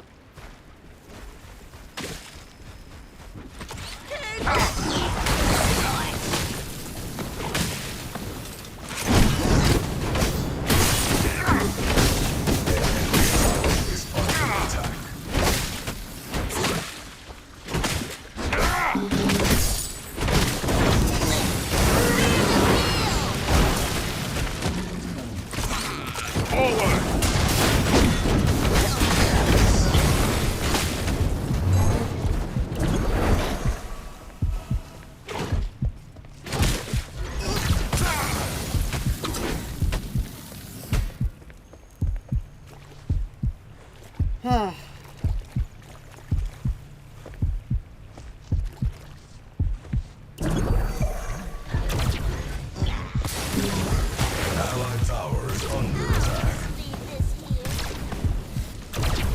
Back, you devil!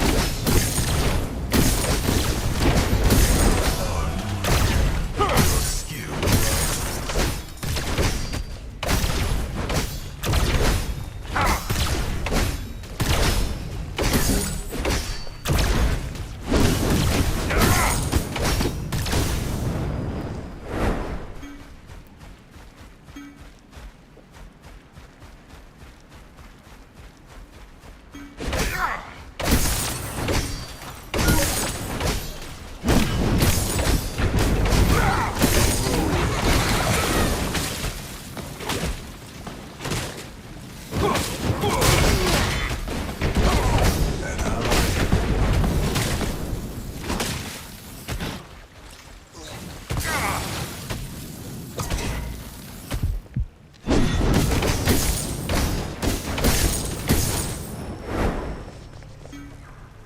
I shall return Yeah, I'm soon. not gonna be able to get that one. Alright, the God Earthshaker, I am gonna give the Basilisk because that'll help me out. I'm right here. That'll help me out with increasing my, Enemy tower has been destroyed. that'll help me out with increasing my damage. I agree, it's not gonna help me in this matchup. I may build some more magic defense.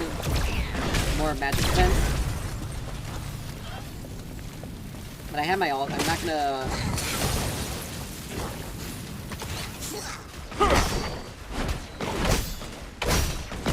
An allied tower is under attack.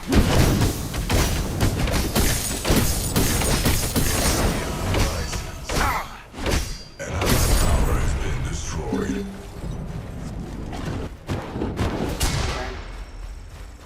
Too late.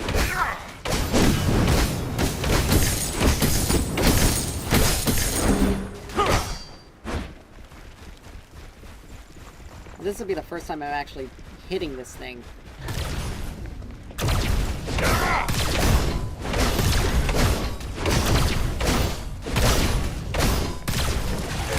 Back up because it's on the score. Yep, Megacosm. An ally is taking Meteor.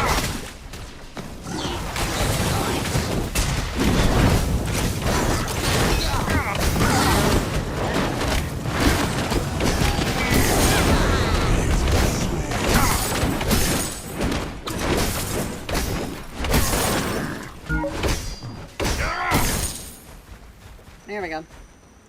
That was actually pretty good. Pretty nice approach. Enemy has been slain. Try this on.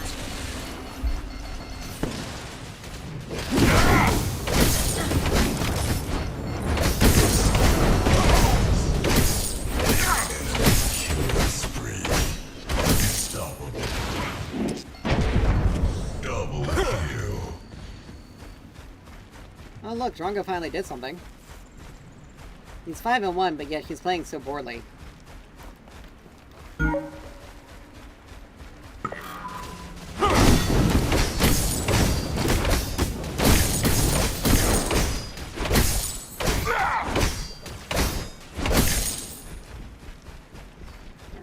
Yeah, he's back.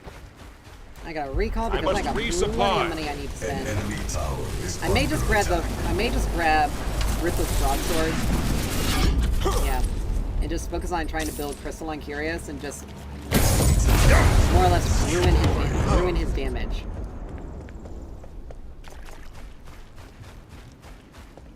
Because I am gonna have, because like I said, we are gonna have to play against primarily magic damage this whole game. Forward!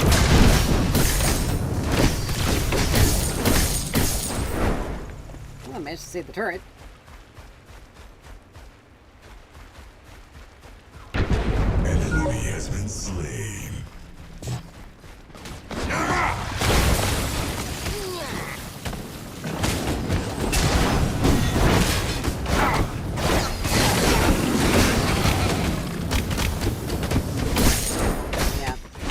He doesn't want to fight me now. He's actually too afraid to do it. To fight me right now. He doesn't want to fight me without a wave, and he doesn't want to fight me without ult anymore. An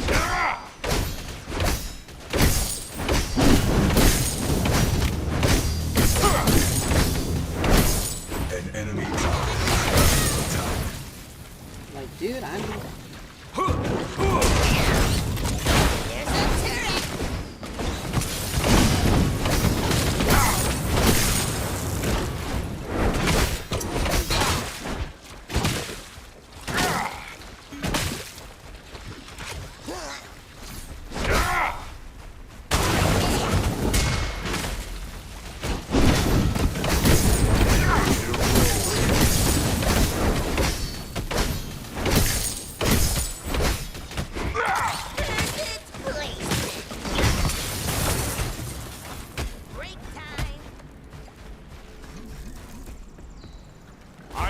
Here.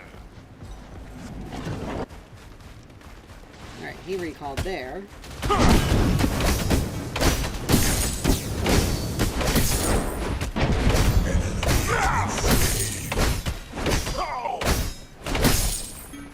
let's take the opportunity to get some damage on this turret.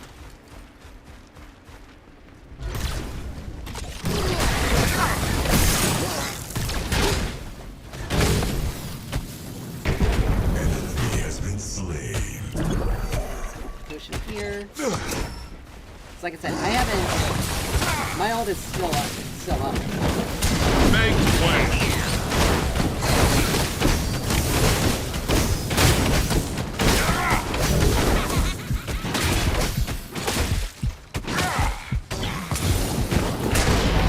Are you kidding me?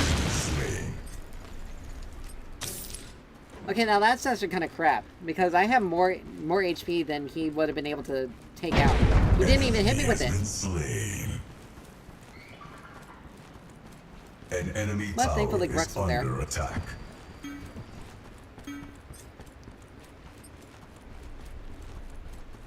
But yeah, that was kind of... It's from 3% missing health. Okay, yeah, only 3 seconds. But yeah, like... He doesn't have any extra penetration, so I'm blocking a lot of his damage. And I was over him. I would have been able to... I would have been able to take him out. Tower is under attack. I should have ulted earlier. I'm right here. That works. Legendary. But Grux, dude, you're taking stuff that you don't need to be taking. Like, I might as well just farm your jungle then. Because you didn't leave me anything.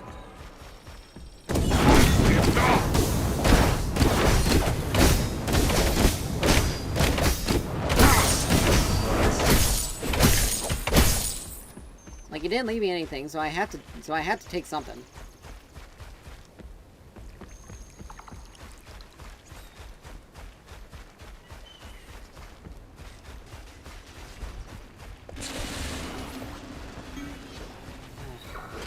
An allied tower has been destroyed. Push that very fast. Now you have... Gonna have to 2v1 this whole thing.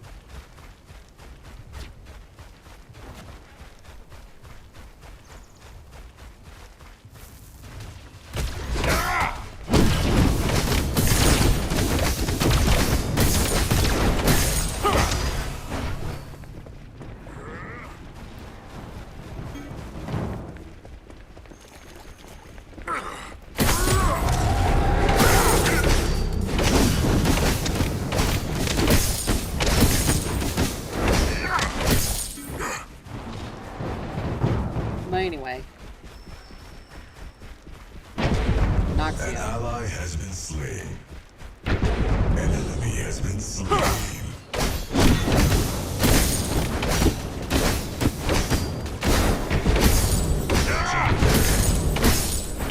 An ally has been slain.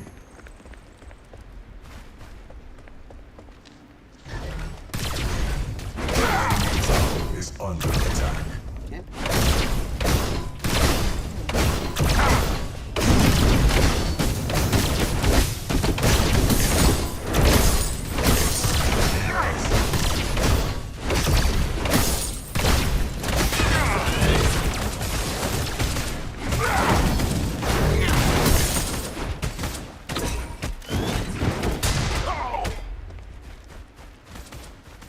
Let's see. Okay, Twin Blast didn't build Infernum, but he might as well have. I shall return But he has soon. red buff. I'm gonna need to build Dracona here. That's another item. Alright, we'll finish off with Basilisk. But we'll finish off Basilisk so we can deal more damage. But I am gonna build Dracona to give me some armor, some physical defense. Because there is a Twin Blast. He was hitting me pretty hard. But I'm still farming better than An enemy has been slain.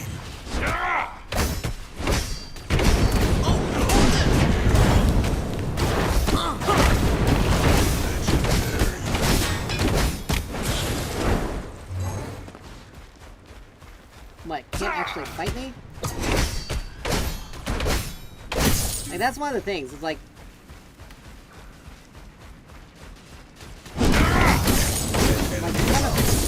you're so big and bad that when I'm low half health, but all of a sudden when I'm full health and I'm engaging on you, at that point in time it's a concern.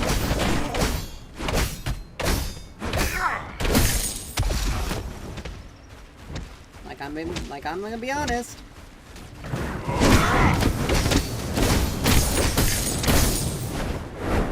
Like it's kind of foolish of you.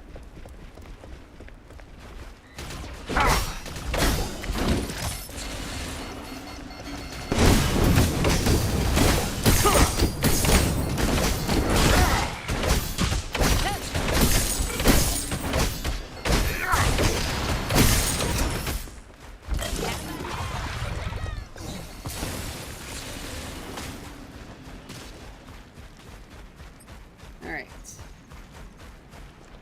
I will rejoin you soon.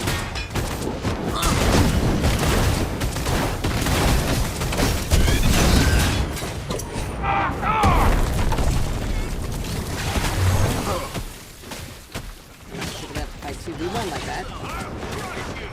An enemy tower is under attack.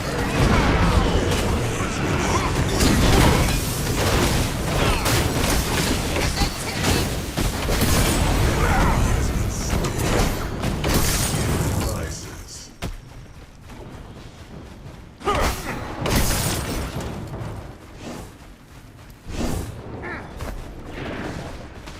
Got that. Yeah, I'm like, An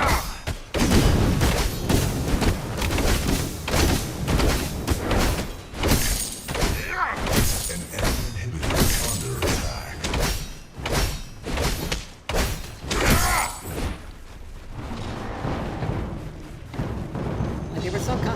he was so confident. Under attack. It's only because I waited.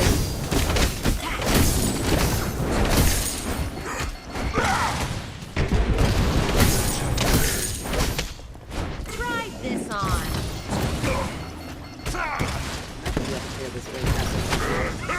An enemy tower is under attack.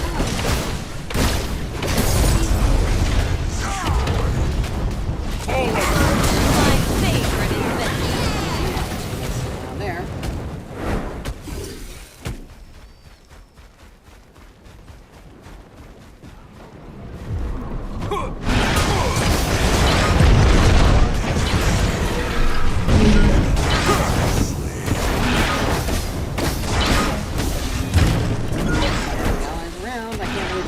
that.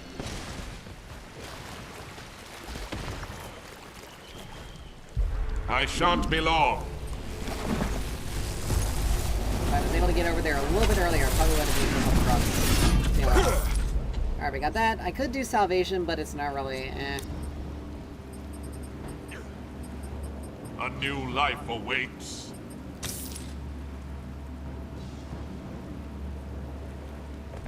But yeah, Draconum's gonna be... Oh yeah, I can get another item after this. I'm right here.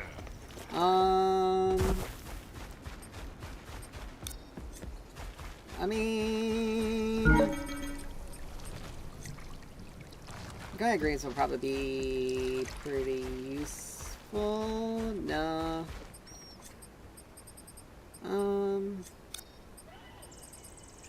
There's gonna be something else.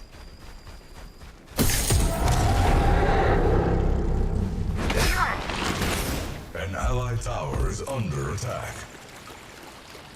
Trying to figure out what I want to build next. I mean, I could build Legacy, or I could build Mutilator. Just give me an extra damage option. Or I can build another.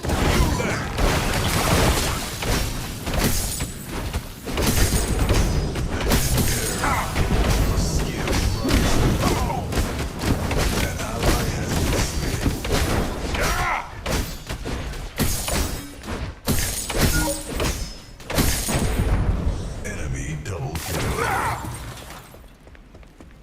An enemy has been slain. Legendary.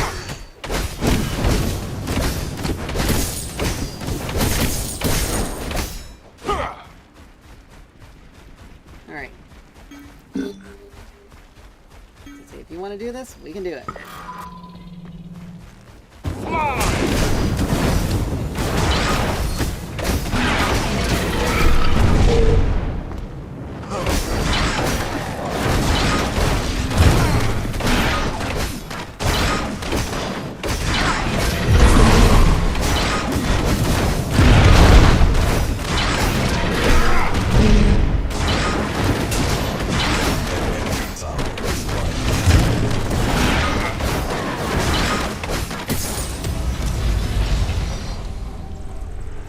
The allied team Time to has rest. activated the ore Wait, I prime. need a little bit more.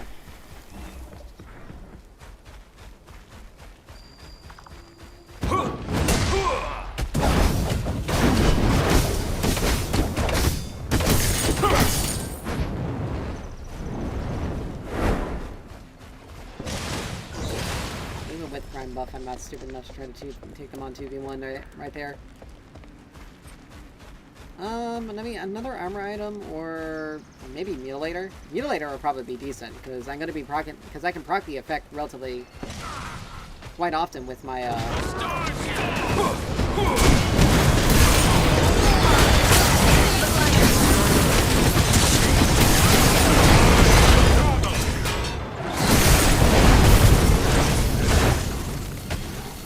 Killing spree.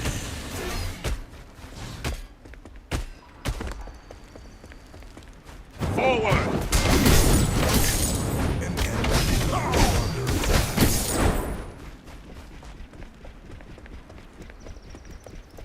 like, that goes to show, like, Iggy and Scorch started off strong, but he definitely failed. An enemy inhibitor is He definitely under didn't attack. stay strong throughout the rest of the game. This on.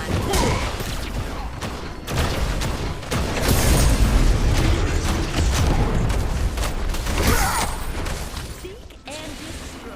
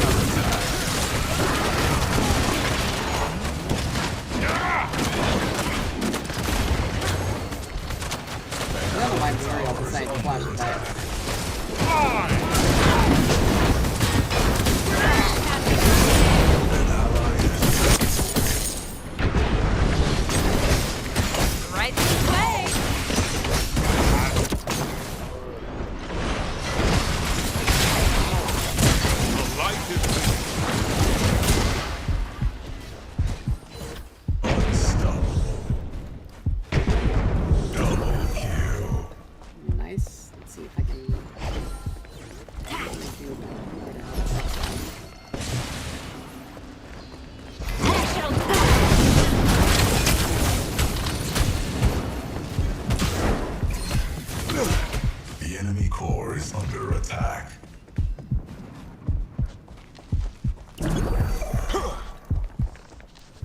I must resupply. I can get Draconum. I think I will go Mutilator just because it'll give me some extra healing. I'm right here. It'll give me extra healing, it'll give me some extra... It'll give me a lot of extra damage.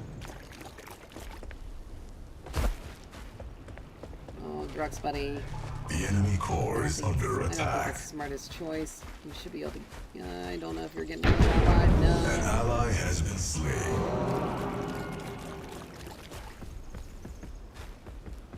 Let's see, what is this? What's the ability buff? I don't necessarily need it. I can probably solo this guy.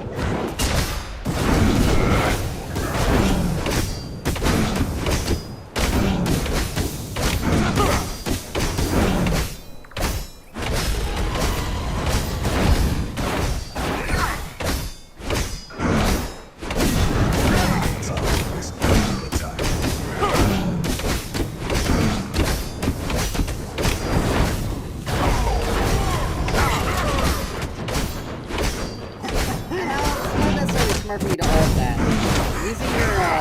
Using your tongue on my people would be much more effective.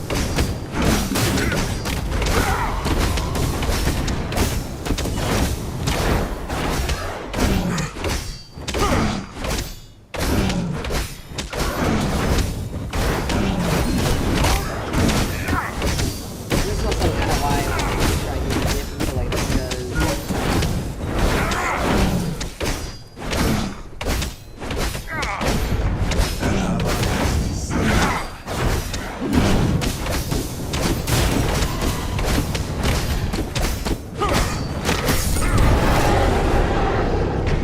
An enemy has been slain. An allied tower is online. An enemy has been slain. I shall return soon. I have to get another Tower has been thousand destroyed. which is his desperation push. He's just dead.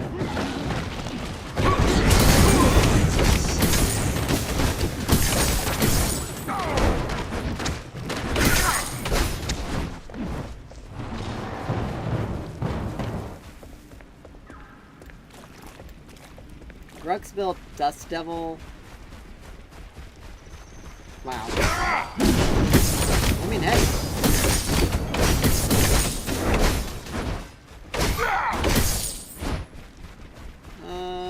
An enemy tower is under Okay. attack. The tower has We can been do it. We can do it together.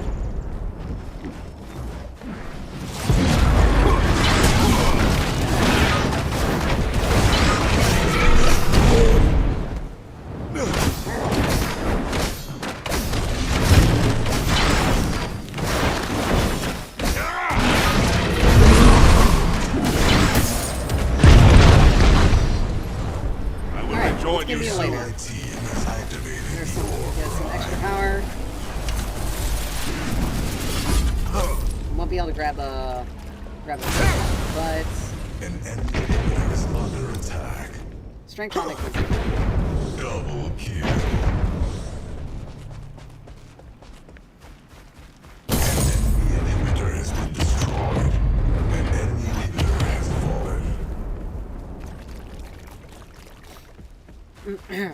An enemy inhibitor is under attack.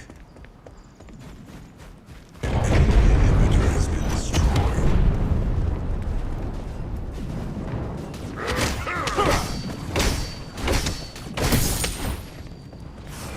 The enemy core is under attack. there we go. Alright.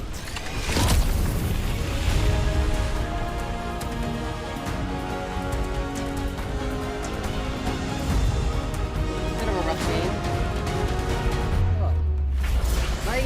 My AG and Scorch is an offlaner. Like, if they made it very easy for him to be flexed into the offlane.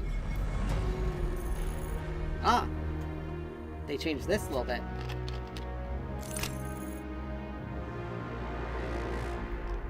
okay. I actually like it.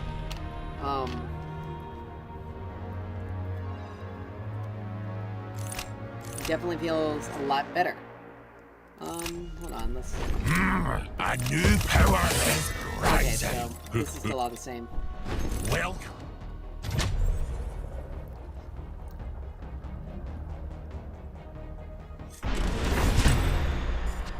But yeah, we, first game of the day was a win. That's good.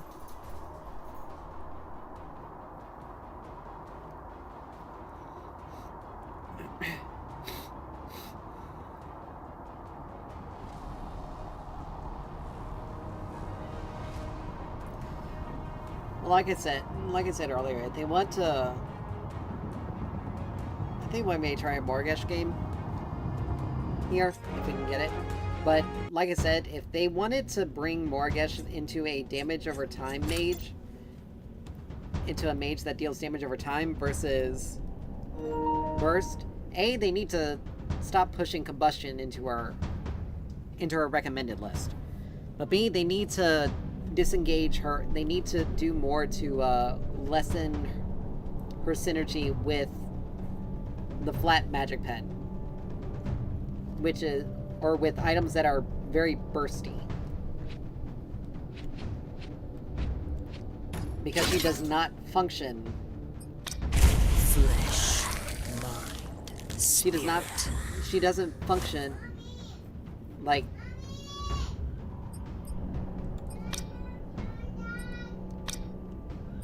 Like again, Mark deals so much damage. Even though it has 40% scaling, it's still a lot of damage. Compared to Hive, which is supposed to be her primary ability to use.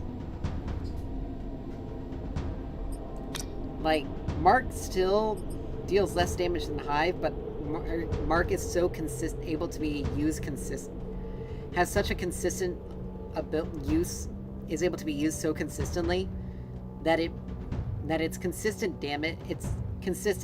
damage and ability to hit an enemy consistently makes it deal more damage than Hive, which is why people play her more bursty.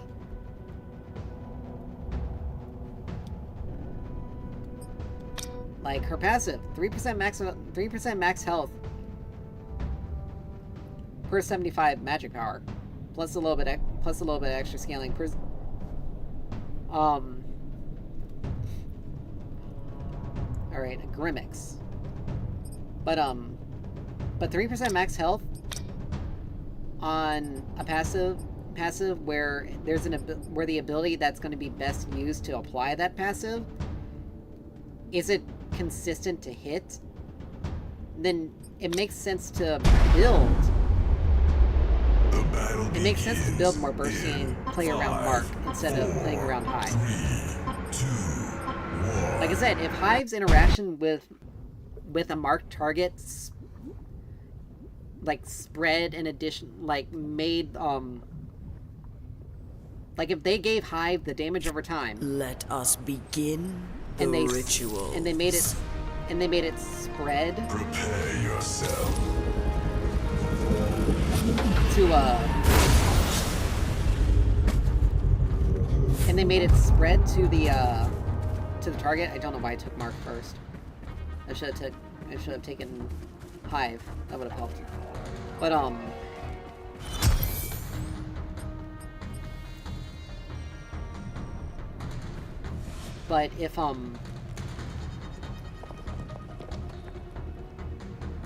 but if Hive gave us the damage over time effect, and Mark just allowed the Hive to more or less jump to, kind of like jump to, or more like spread to the marked target, you could be able to hit, it would turn her back into a damage over time mage, because she wouldn't be focused on using Mark. Her focus would be using on Hive. And plus, Mark also has a low cooldown, like it's 5 seconds at rank 1. Like you're going to be using it significantly more often. This Grimmix is going to be building more physical damage, but they're going to learn. Initiating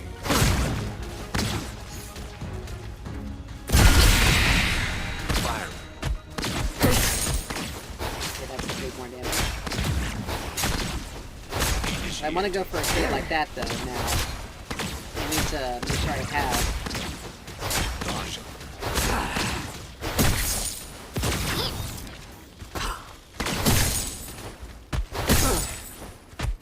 Initiating.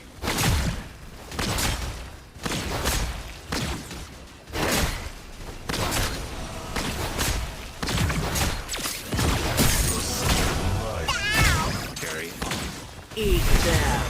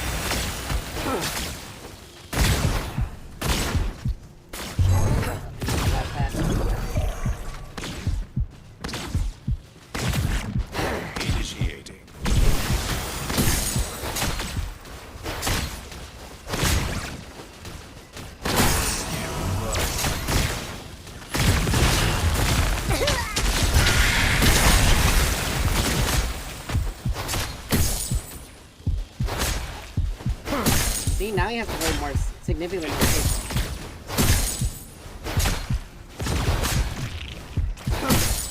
Because all I have to do is just wait till my swarm is up again.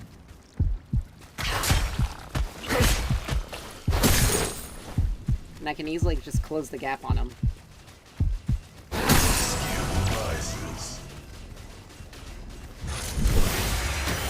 Please disperse.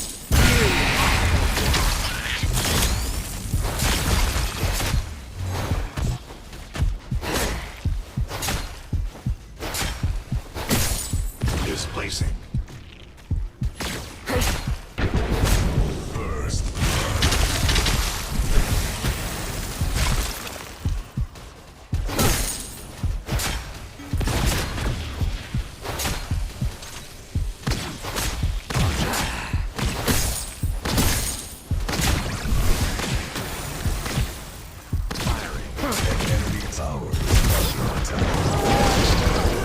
I was gonna be dead with that anyway. I had no flash. If I hadn't blended it earlier, I would have been able to get a kill on him. On Grimmix, sadly.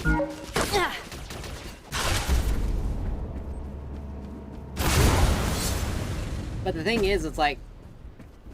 Again, I don't have any way of being able to hit him consistently unless I'm using Mark. And I have to run in because the range is relatively short. Eat them. Enemy has been slain. Nice.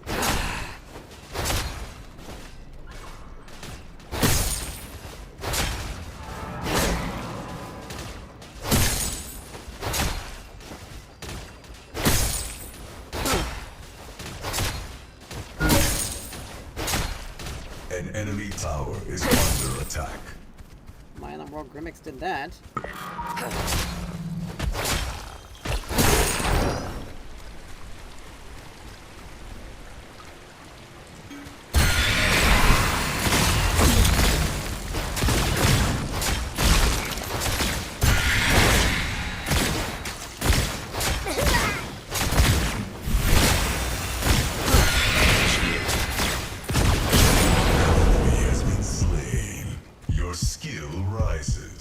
Like, see? I did more I was able to hit Mark more consistently than I was high. Eat them.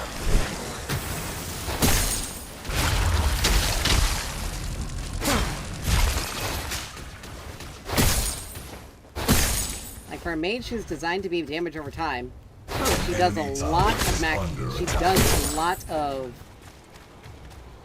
neither of them are low, so there's no point for me to try to roam.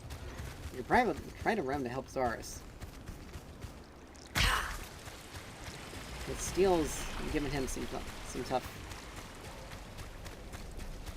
Okay, he blew his ult.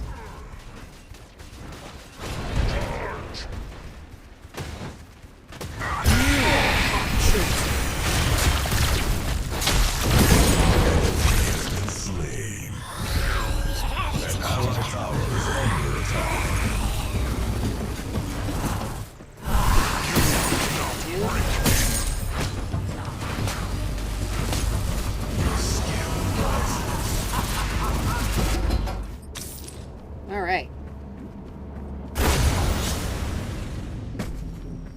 But I didn't have to use my ult there, which is good. That's the turret buffs in action right there. Eat them.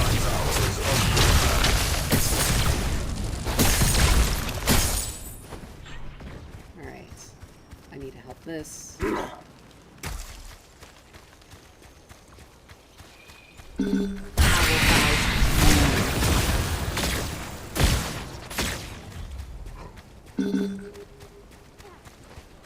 If we want to do something, we have to get a pick here. Because even though it's technically a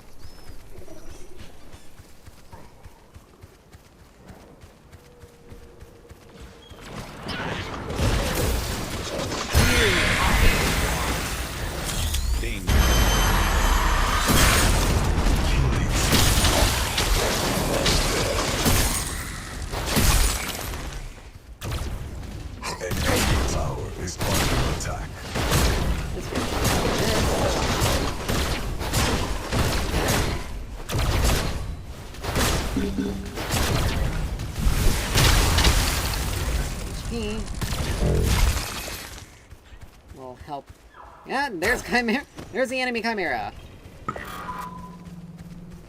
They're gonna have to, like I said, they're gonna have to get more of a pick over there. Because I can't necessarily help, per se. An enemy tower is under attack.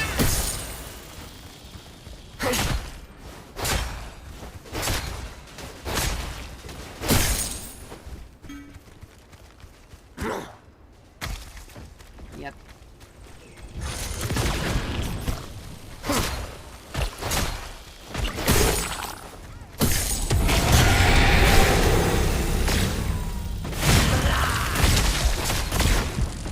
This place.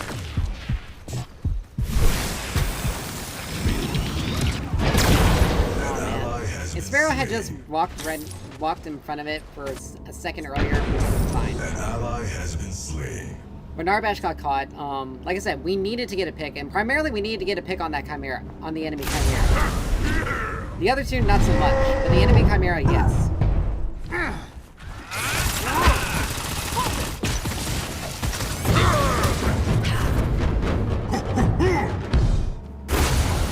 Sparrow's already out, there was no need to waste your ult there.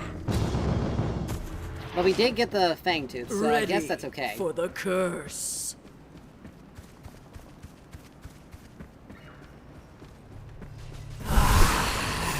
Your skill rises. An enemy has been slain. Our tower is under attack.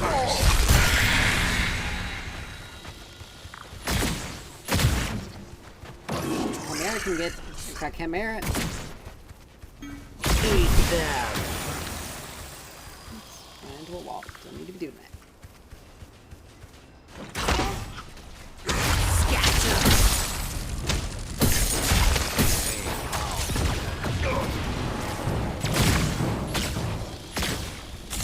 Initiating. An enemy tower is under attack.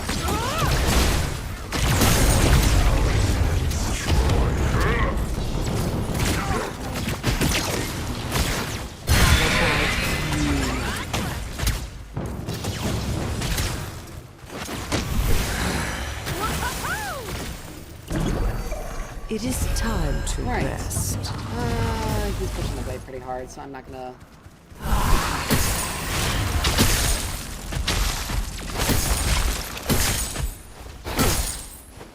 I'm not for that, so I'm just gonna go for this. Don't worry about wasting mana. Initiating.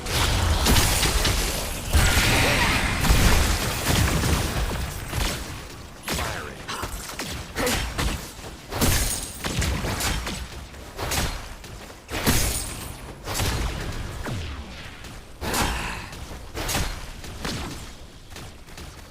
Skill rises.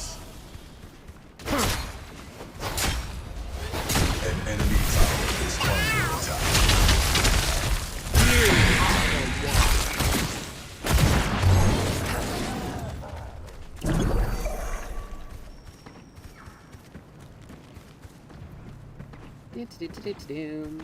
I'm just gonna be patient.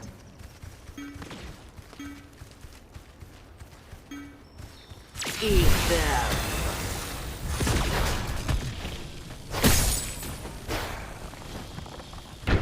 An enemy has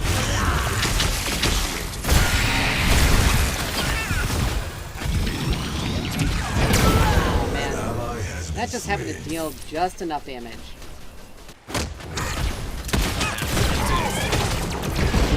Now I don't know why. Did Chimera was Chimera's ambush not cooldown? Chimera's ambush was on cooldown, that's understandable. Because they could have actually dealt with that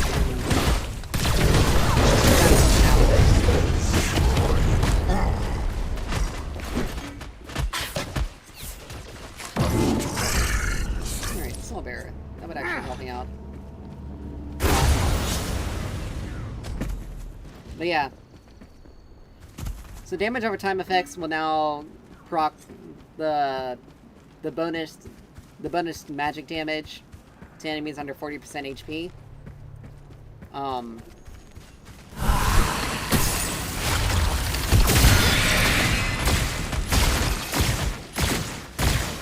Eat them.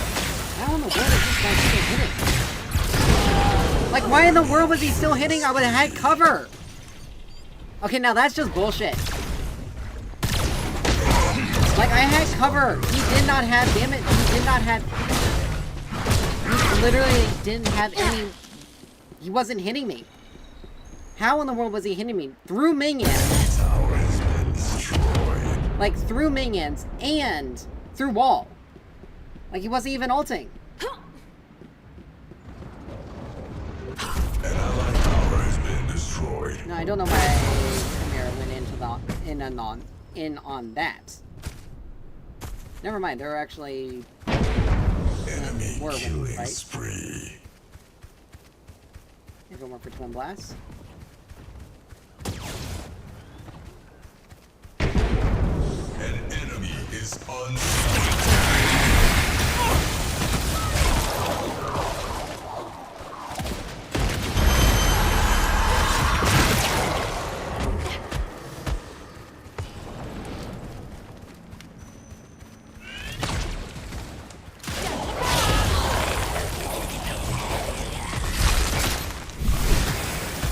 That Decker had just gotten in the way. But yeah, somehow this guy managed to get 4 and 2. I must leave. 4 you and for 2. now. 4 extra kills that he should not have gotten.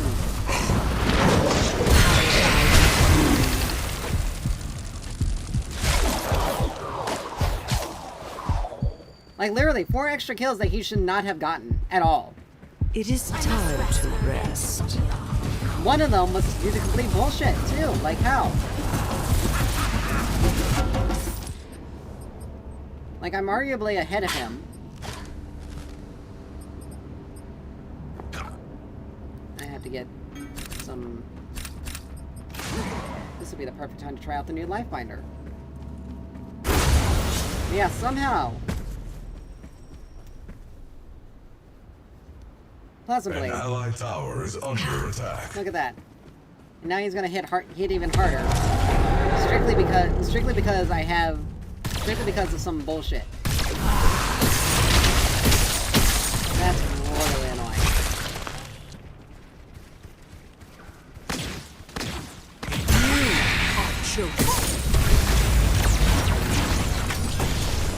An ally has taken mini orb.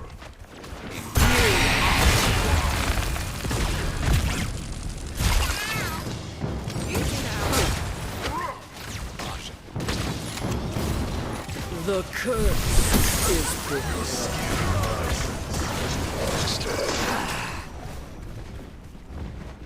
And Narbash is gonna give him that kill.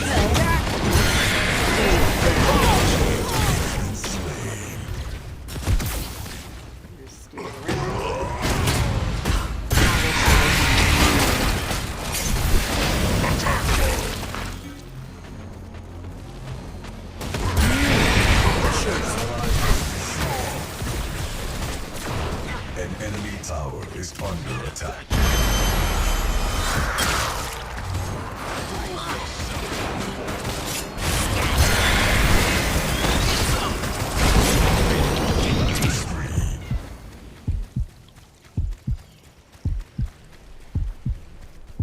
me off, trying to cut me off, not happening.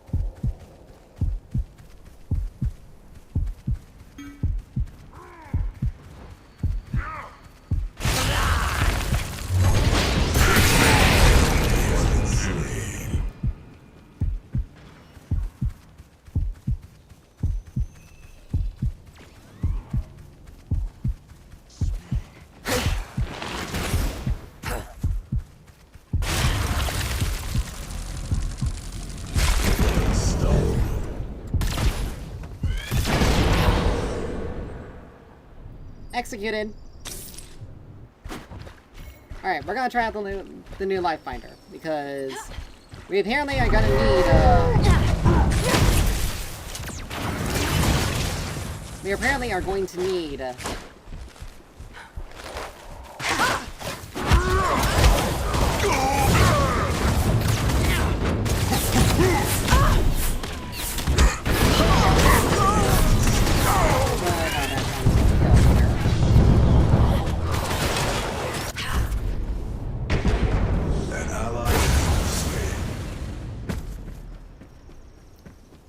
But yeah, as long as if I execute, if I get a kill and then I execute, I'm pretty much golden. As far as I don't think you're gonna be able to. Oh. Ready for the curse.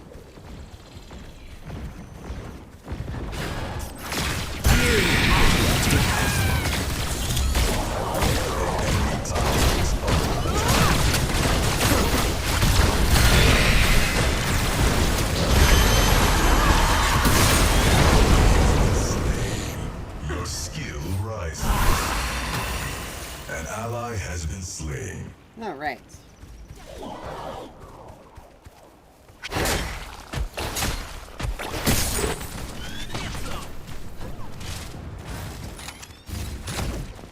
Eat that. An ally tower is under attack. I'll be back directly.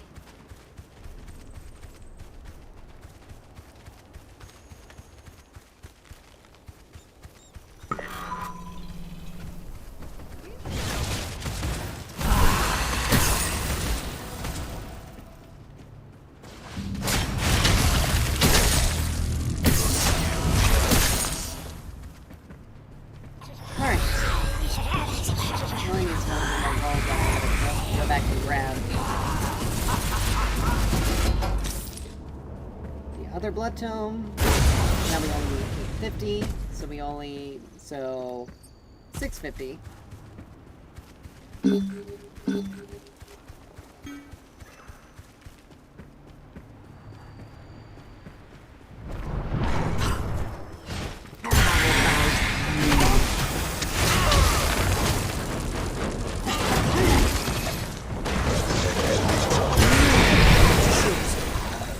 Killing spree. Don't worry, I was originally going to this side anyway. Eat that. The curse is prepared.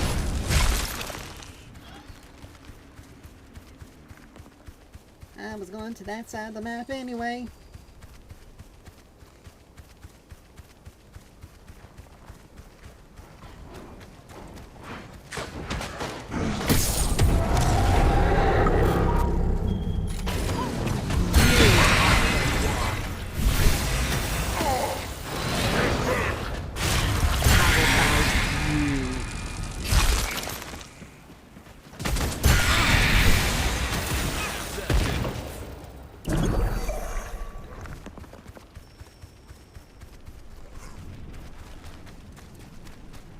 Ba-ba-ba-ba-bum.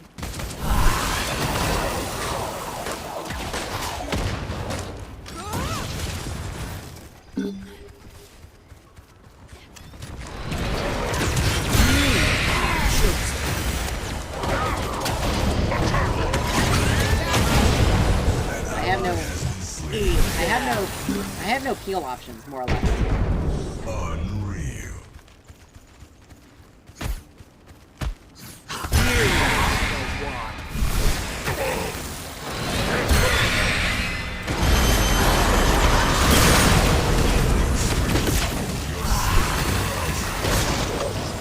Grimmix left? Holy crap.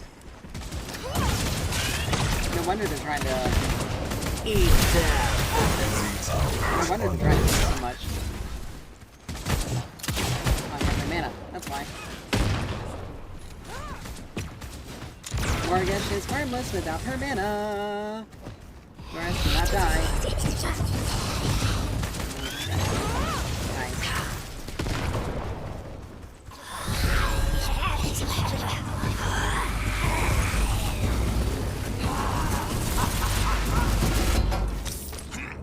Alright. An enemy has been slain. Let's see. Whoa. An enemy tower is under attack. I mean, Dreambinder would probably be... Dreambinder would probably be a decent item. Enemy tower has been destroyed. Can't decide between Caustica or... Can't decide between my options. Because I can do Caustica, Dreambinder... I mean, I think Caustica would probably be a better option. Ready for the curse.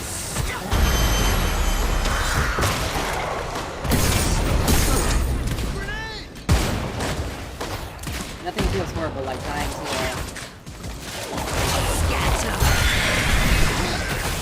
like dying to Morgesh. Oh.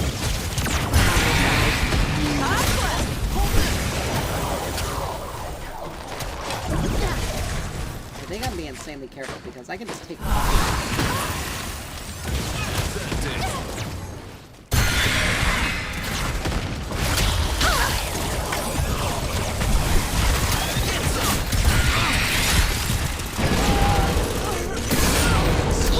I still got him.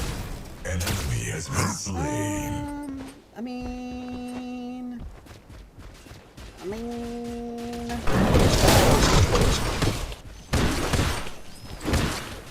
Really not a lot of magic defense in this game right now. Ow.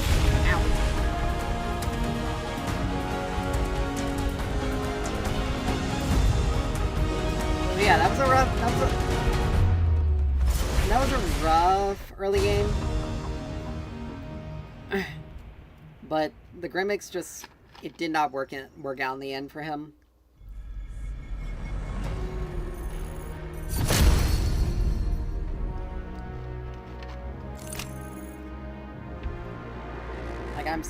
I am sorry, but like there is a level of expectation there. Like he was if I didn't know any better, I'd almost say he was like scripting or something like that. Because some of his shots were way too accurate there. In a later stage, near the end, right when he was getting some of those real lucky hits on me. Like there was a bit more of a something seems a little weird here. Than just oh, he's just really good at aiming. No. Like some of that felt a little weird. But the fact that he just dipped, I mean him dipping like that almost makes me more suspicious that he was cheating to a degree in some way. Strictly because of how like how he was going about it. Like it just, I don't know, it honestly felt like there was something more to it.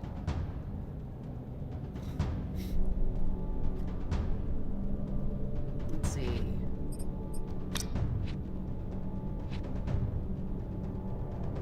Yeah, it's been a while since I played Grimmix, but I think I'll do a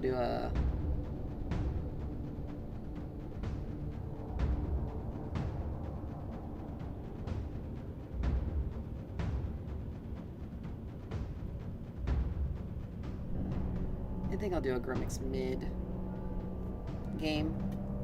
It's an Argus, so it's gonna be It's an Argus, so it may be sustained damage versus sustained damage. Now I may switch my pick to I may switch my pick to something different, strictly because of how, depending on like. All right, it is a Morgesh. Let's see. I mean, it's been a hot minute since I played Argus, and I wonder what these changes are going to really do. So.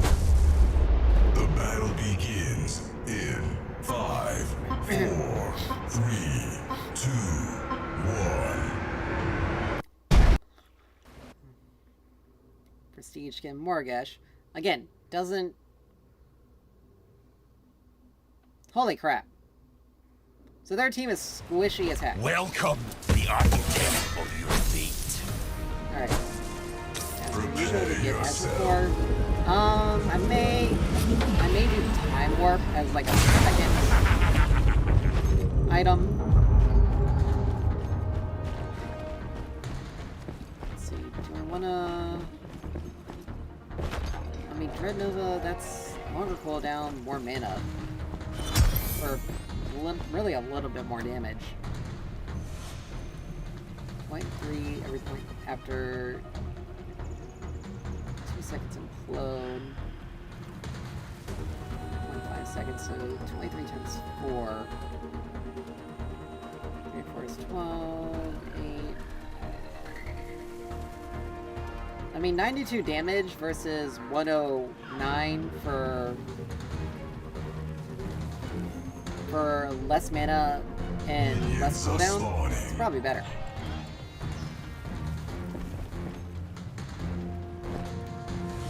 But yeah, Particle Shredder is gonna be it's gonna be our like this is gonna be a Morgesh, so we're gonna be like a lot. Ironically, their team is very their team has no front line.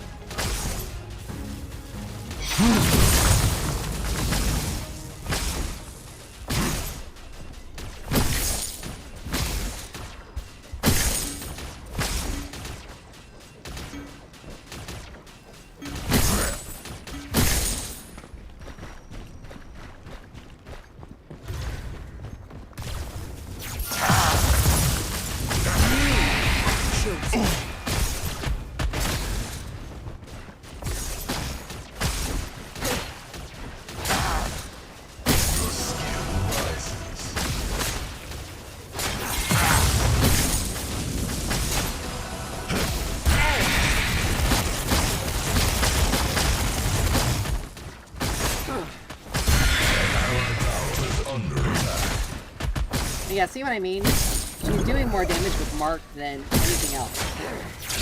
Stormforged!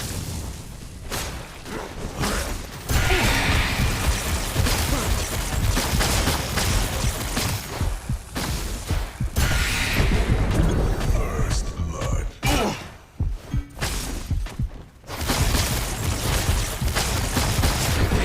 An ally has been slain.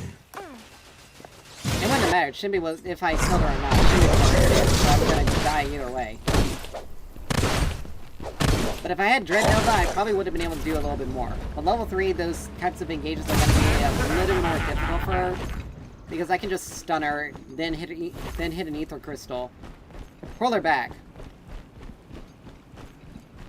But like, it's just one of those things. Like, the Twin Boss was bitching about her being missing. That's like, first of all, if I had no idea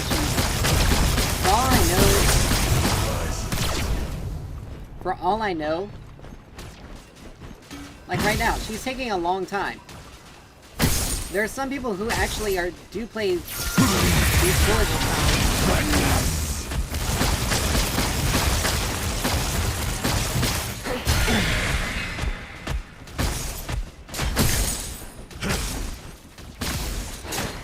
Enemy tower is under attack.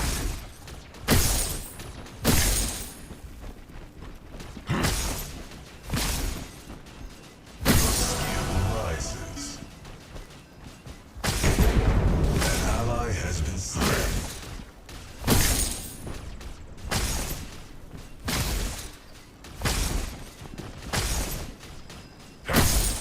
Okay, that's really weird.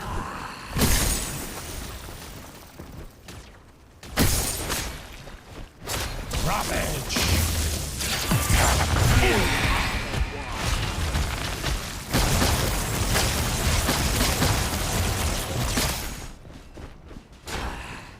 Like, first of all, I don't know why Chimera was on that side of the jungle to begin with.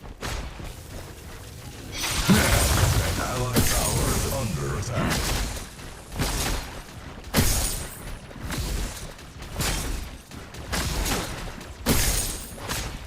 Like, it makes no sense to why he would be on that side of the jungle.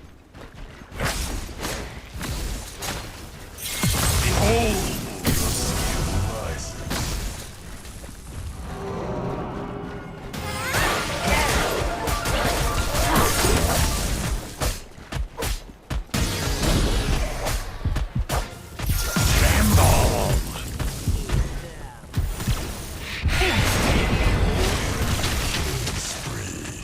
Like, wow.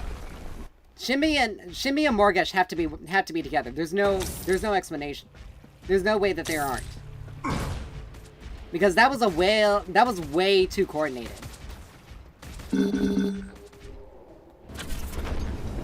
Like, that was insanely coordinated. More than it should have been. An enemy has been slain. An ally has been slain. Ravage! An enemy has been slain. But that was saying that was way too coordinated. Like, there was no way that Shimmy could have known that I was going for that, unless the two of them are communicating. Like river buffs up, go for it. An allied tower Try to is start him out. under attack. Like, she's building combustion first item.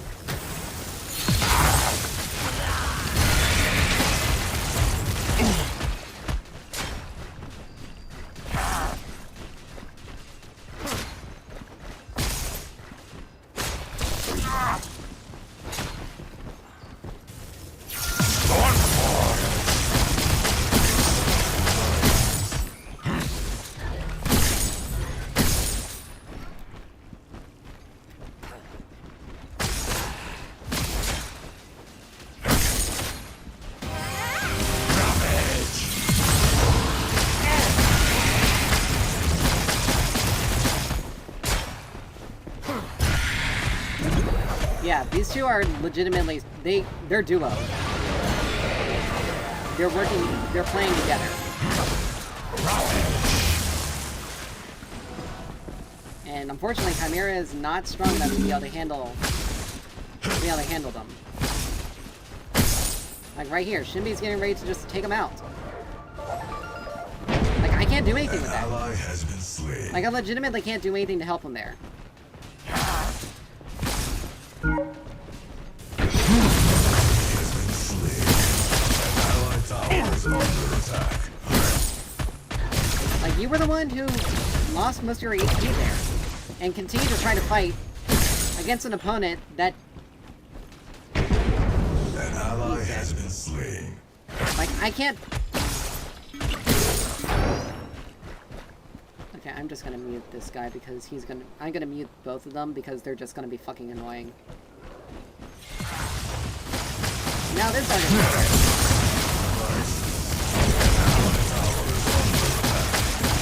An enemy has been slain. Like, sorry, some of us have to scale.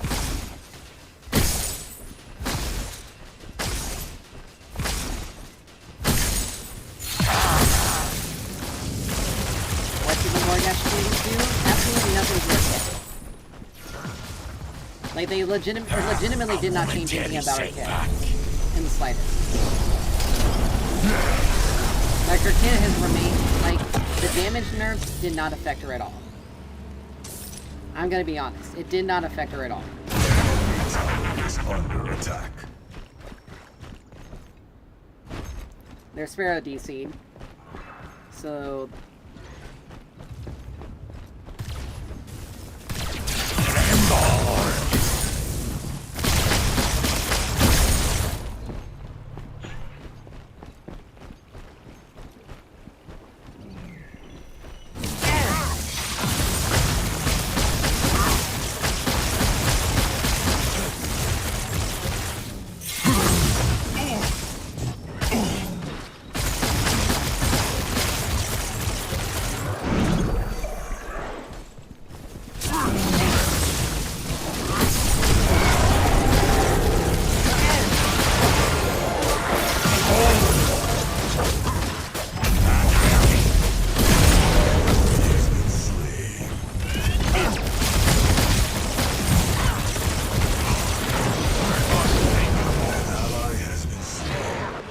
it's nice to know that our team is also paying attention. He has been slain. Alright. I mean, Dread Nova... Somebody hear a call for the legend? I mean, the stun duration will go down and get reduced. Killing Pretty spree. decently, that's fine. An enemy tower is under attack.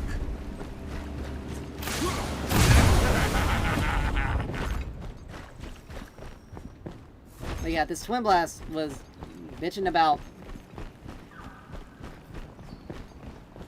Mortgage being missing in the initially, but it's like, dude, you should be paying attention to the whole of the map in the beginning of the game anyway.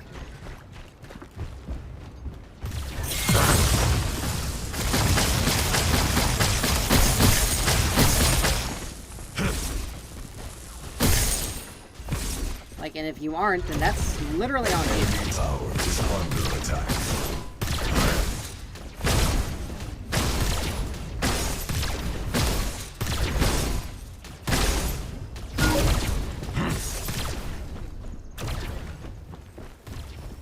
An ally has been slain.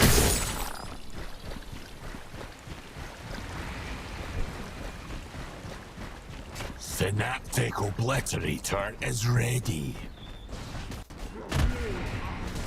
An ally has been slain. An enemy has been slain.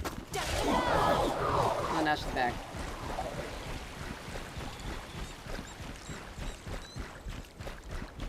An ally is under attack.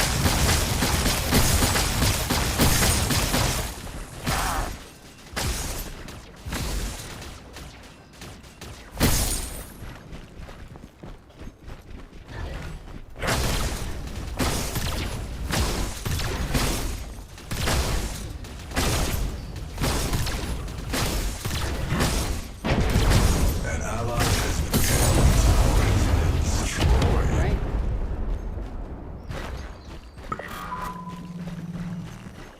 Gonna stop for another 30 seconds. A momentary setback. He's going straight into like Time Warp or something like that.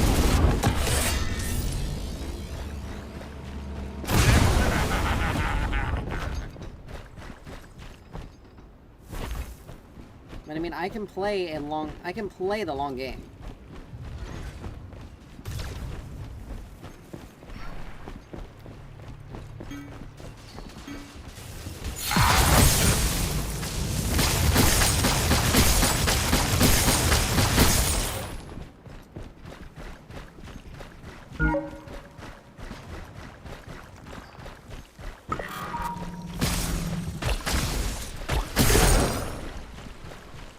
And the thing is, Argus just starved Morgesh out of some An mana. enemy has been slain.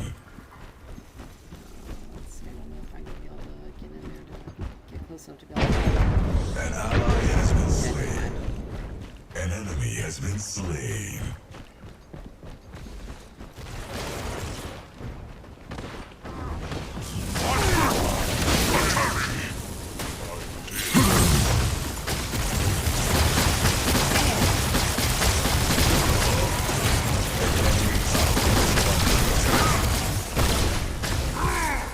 Ravage!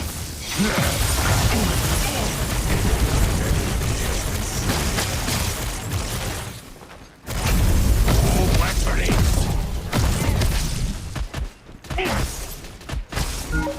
Tremble!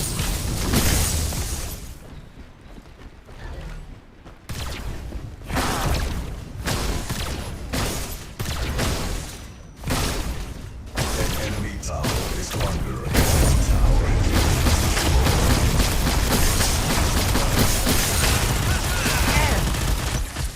How's that taste?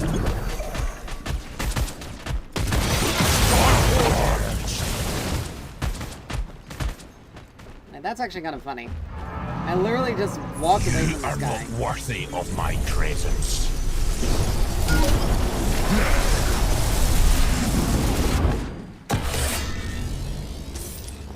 Alright, let's start working on Time Warp. You give us some extra mana.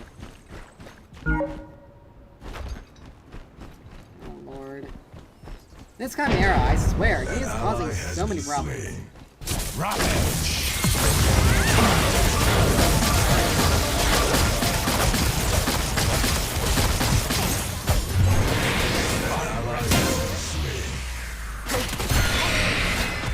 Now, to be honest, this...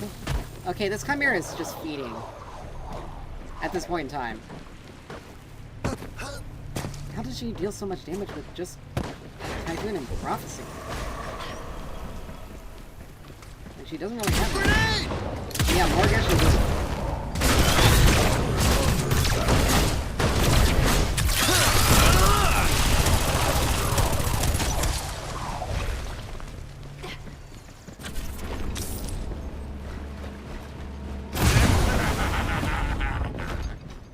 My item isn't even fully stacked up, which is weird.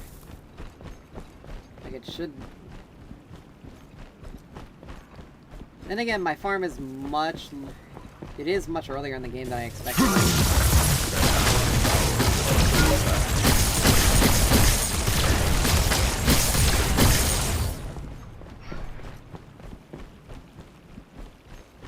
An enemy has been slain.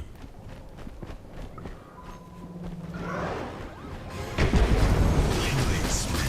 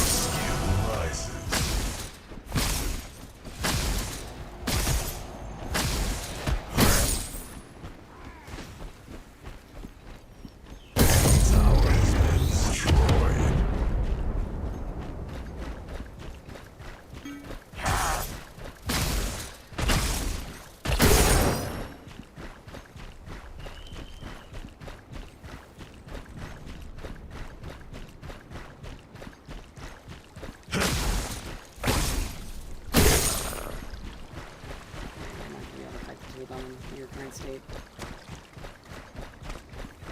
An allied tower is under attack.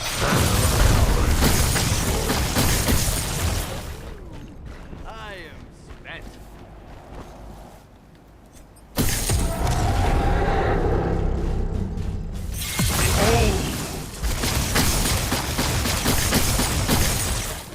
You are not worthy of Alright, I got my my item fully stacked up. presence.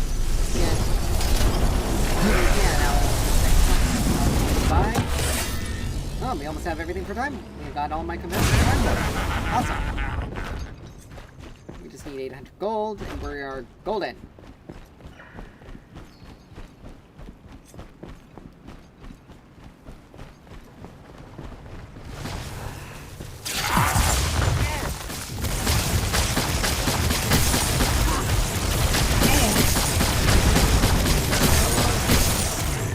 Your skill rises.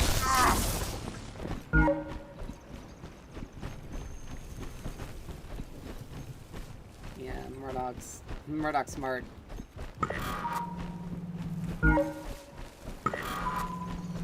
Because they're all there. Like, An enemy tower is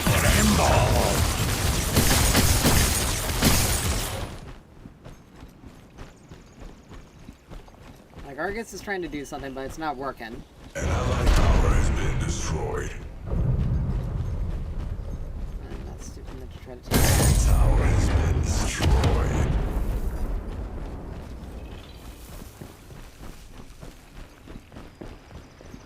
Chances are there's still people around. I've seen enough. Alright. Cool. I don't know what this player is doing because literally no one else is there.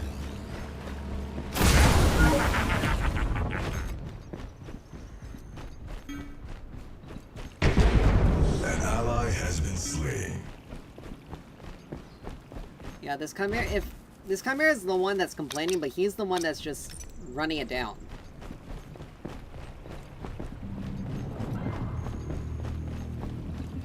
Like, there's really no ifs, ands, or buts about it. He's just kind of running it down right now. An allied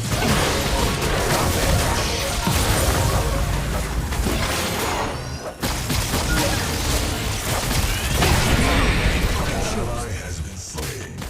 But I also had like 0 health as well, so you know.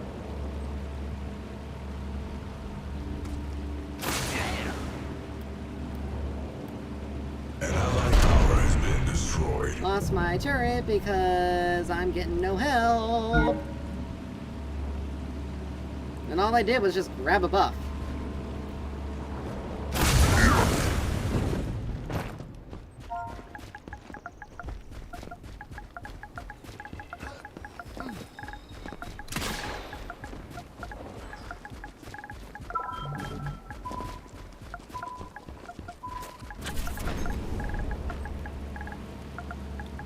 An allied tower is under attack.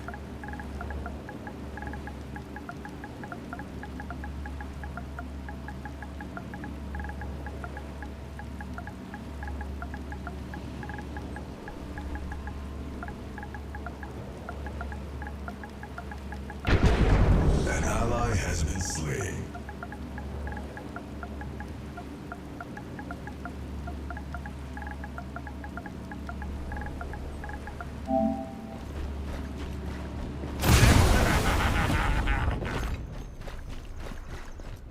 Like, they peeled off. Like, they didn't...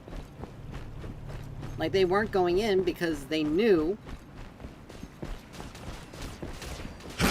it wasn't a good fight. Like, Chimera saw this.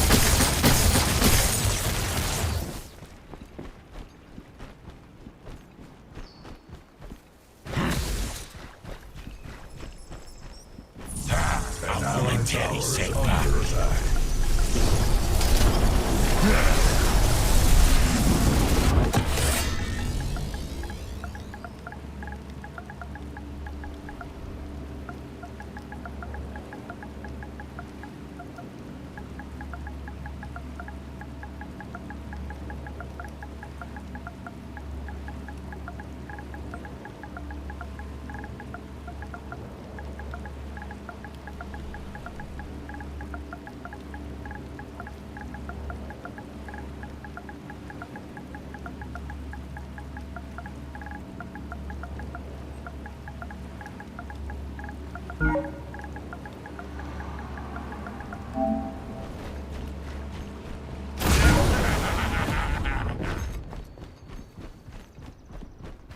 Like, you went in on a bad fight. Like, you tried to... Well, let's... 3v1. It's your own damn fault for losing it. And unfortunately, we can't really do anything. We can't do anything because Shinbi's too far ahead. Like, we can't... We're gonna start losing objectives. Because this Chimera is basically throwing a fit because we're calling him out on his bullshit.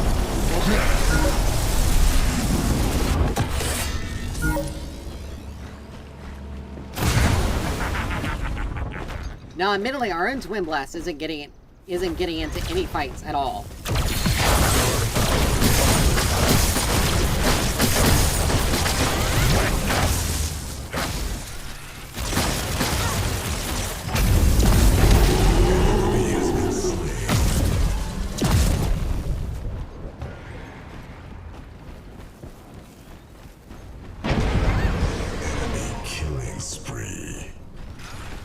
Like, that is literally his own fault. And unfortunately, our TB was... An ally has been slain. Like, that's the thing. We're not fighting as a group. They're fighting as... There were literally 4 people here. Their Argus was the only one.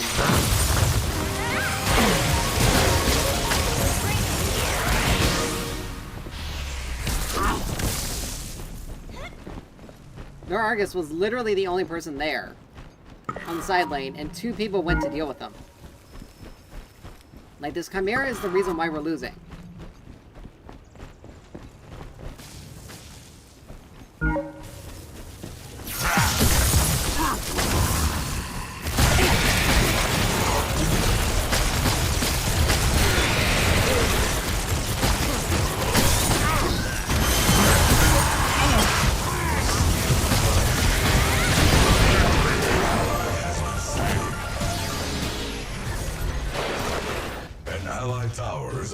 I'm attack.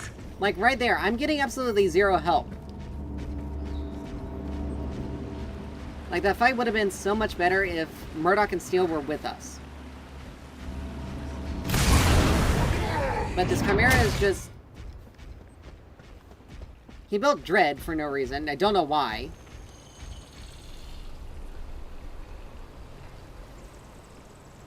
He's built Tainted Rounds, even though none of them have any sort of self-healing except for their Twin Blast with a Sky Split.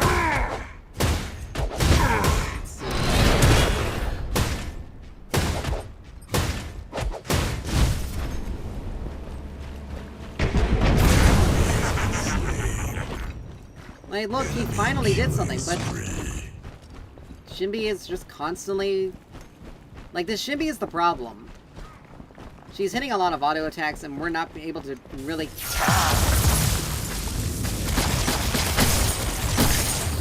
do anything about it. None of the teammates that need to be around are around.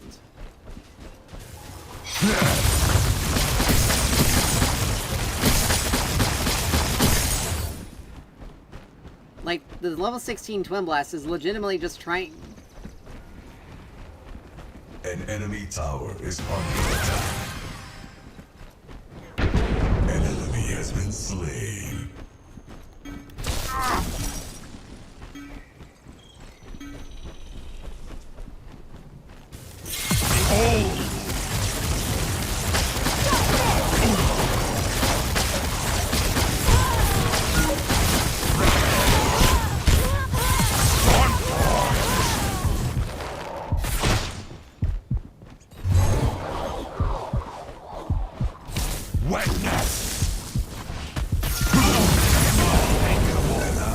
But, like, literally no one came to help me.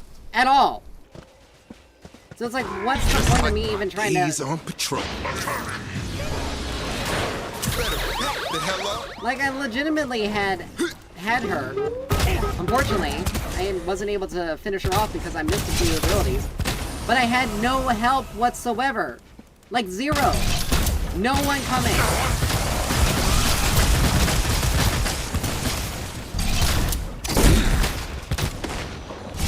Like, they're constant...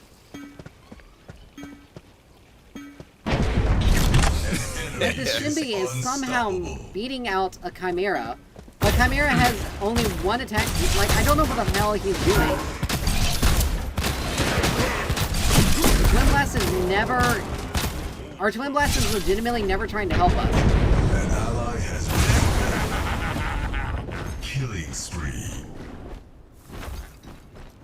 I had to build Caustica because I need to be able to deal more damage. But I can't do anything.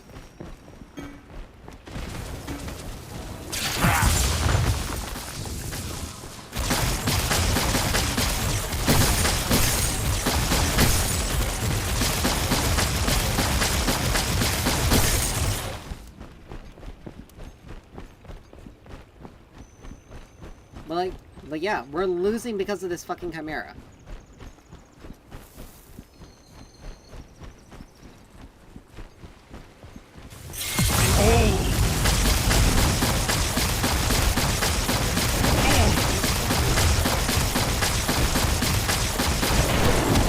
Dude, I need that more than you do. And you just made me waste all that mana.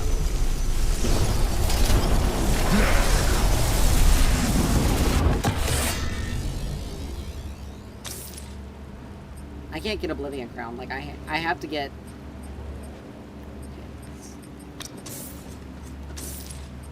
Like, I have to get both Dreambinder and Bloodtone. I have to survive in fights, and I'm not able to survive in fights.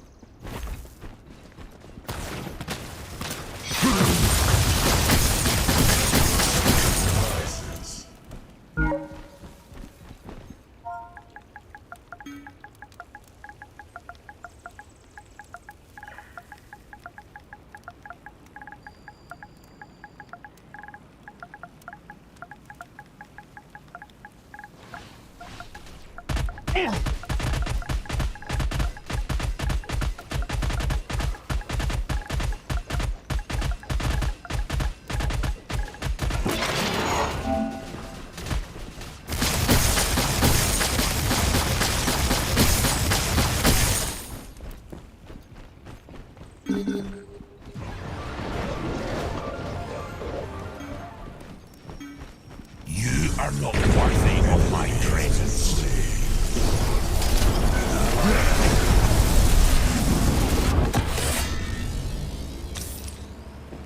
An allied tower. See, that balloon would have actually been significantly better on me. Much more useful. But no.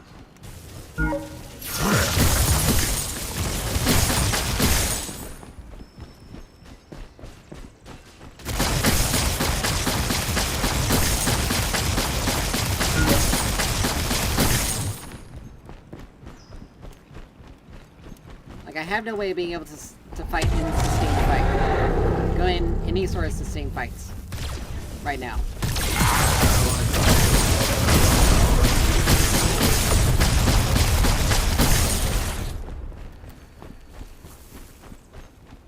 I mean, thankfully, Time Warp does give me, Time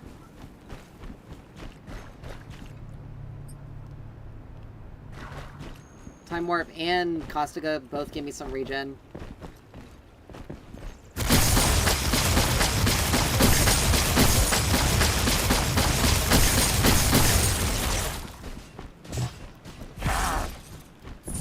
A momentary When I need to setback.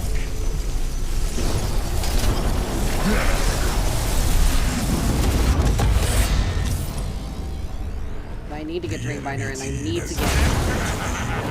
need to get Dreambinder to slow him down, and I need to get Lifebinder in order to keep myself alive.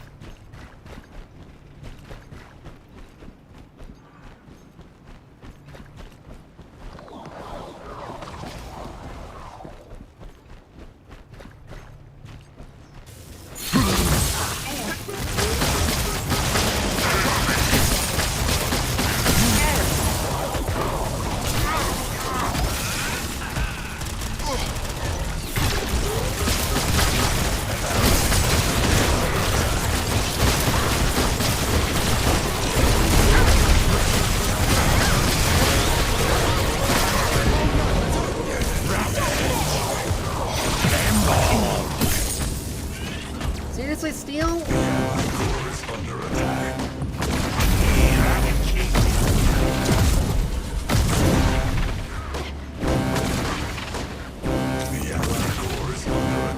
Like, we actually could have had her if Steel had just continued to go.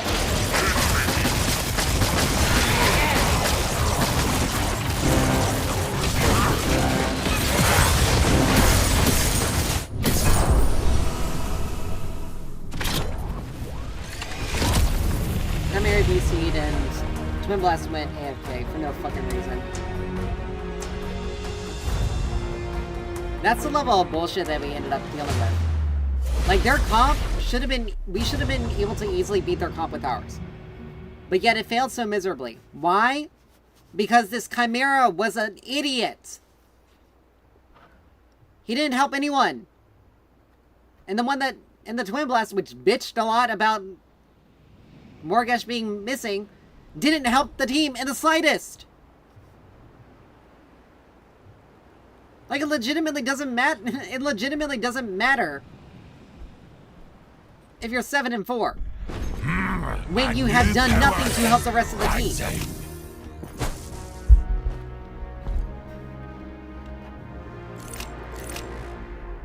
Like, it's just... It is the way it is. Like, it's... Again, that's Twin Blast's head on Greystone. Like, that's... I don't know why they did that. But that's legitimately... Like, that's legitimately stupid.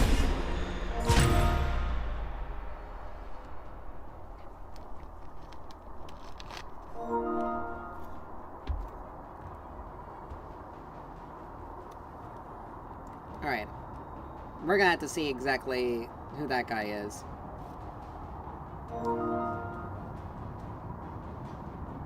It's gotta be the Chimera.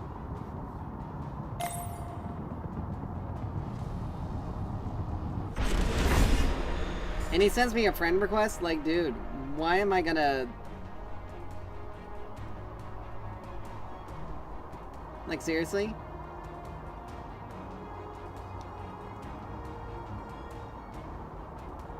I have to see who this person is, because if this is the Chimera, then it's legitimate. Then he has the audacity to say team game when he's the one that ran it down.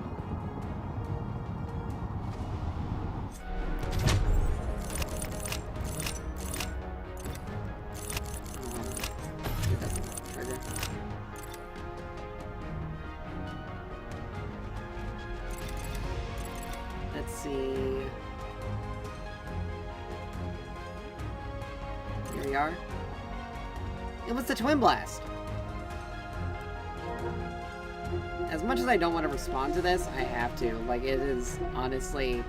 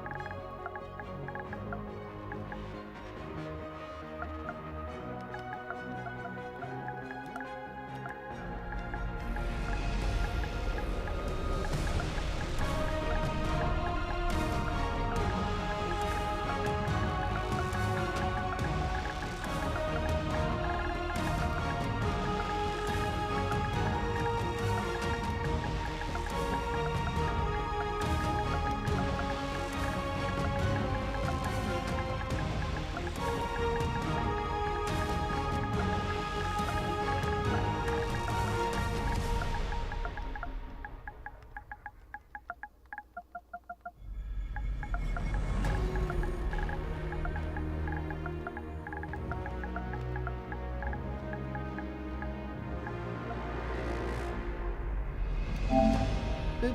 There we go.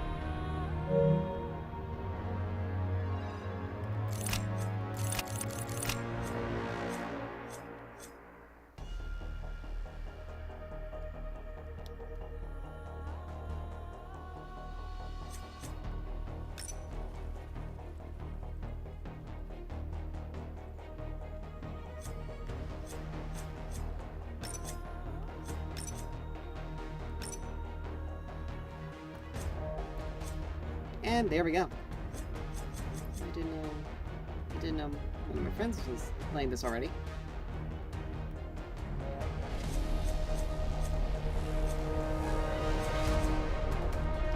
Oh, wait a minute. I think I blocked the wrong person.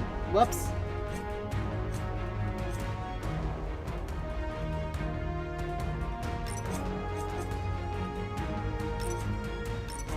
I totally blocked the wrong person. Oh, that's unfortunate. That is... Holy crap, I did not mean to do that. Oh, crap.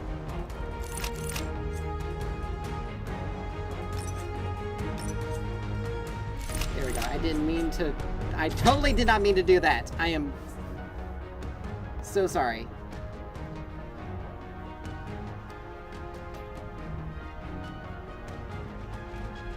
Alright, we're gonna get one more game in. But yeah, the Argus buffs really didn't do anything to help them at all. Welcome, the architect of your fate. Like, the way the games are, there's so much burst in this game that any mages that have, like, a sustained damage basis have zero agency, more or less. Like, it's all you gotta burst everyone out.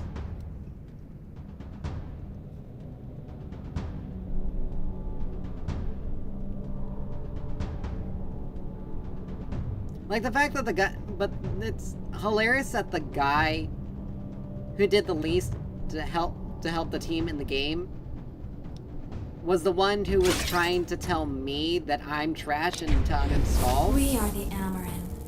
We are the forest. and try to tell me that it's a team game when I've helped my team significantly more than he did?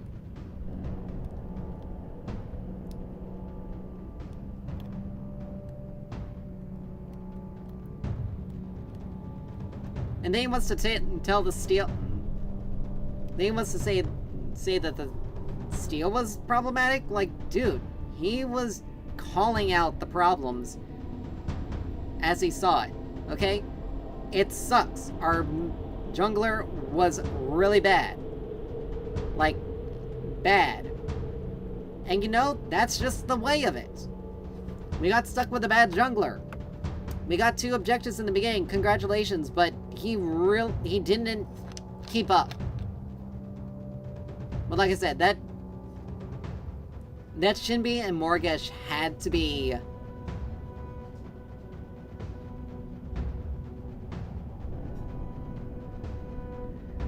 absolutely had to be duoed with the Morgesh. Like there's no other The battle begins in 5. There's like no other reason why that Shinbi was so accurate on her. Like that, her going to the buff there was way too coincidental.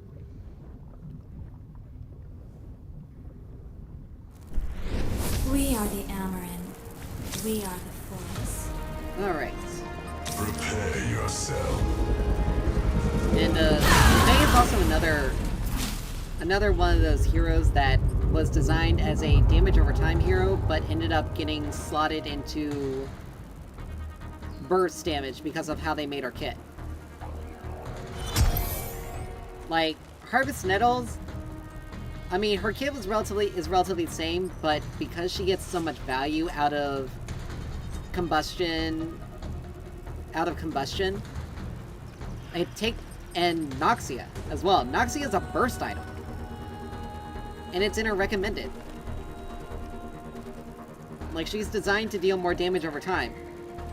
Noxia is more like an anti-tank. It's more like an anti-tank burst mage item. But anyway, let's just get ourselves Megacosm. Because, unfortunately, as much as Belica has damage, she doesn't have pushing power. She has to blow a lot more on pushing the lane than we will. Particularly after we get Megacosm.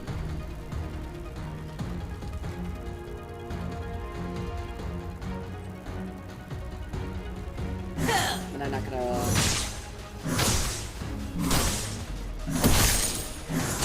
try to waste as much mana in this lane. But that skin looks pretty good.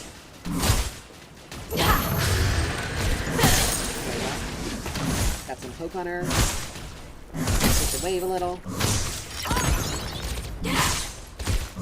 She opted for stun first, which is not a smart.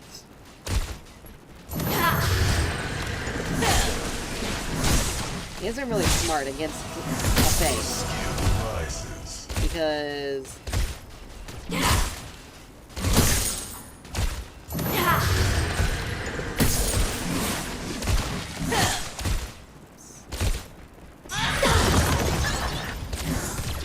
an enemy tower is under attack. I should have taken Harvest Nails like second. And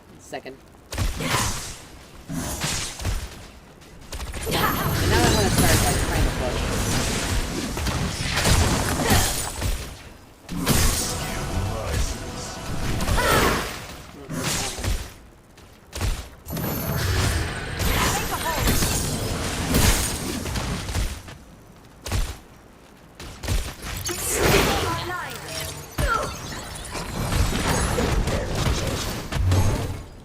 The fact that I had to look down for that We will return. is a little stupid.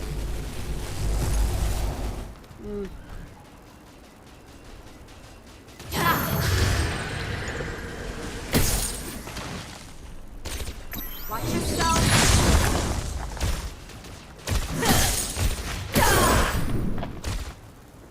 Regroup. Regrow. I can play it. I got another potion I can use.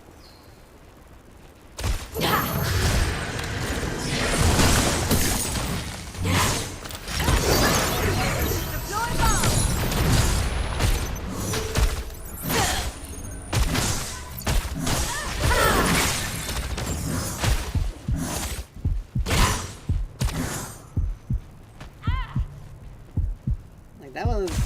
An allied She tower flashed is for under that? attack. And she didn't really do it. She didn't get anything. Time to rest.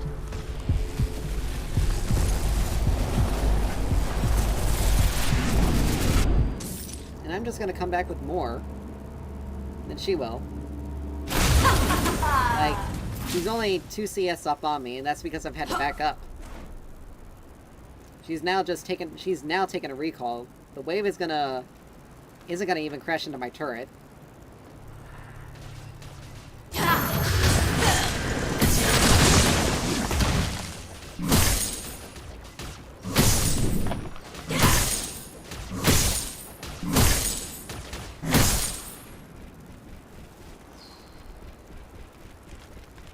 Like, I'm now in a better spot than she is. Tower.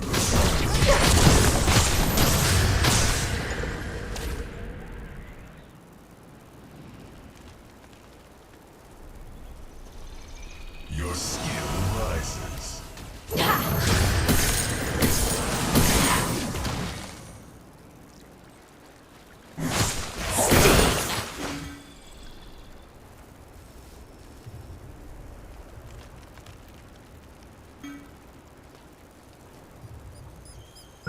An enemy tower is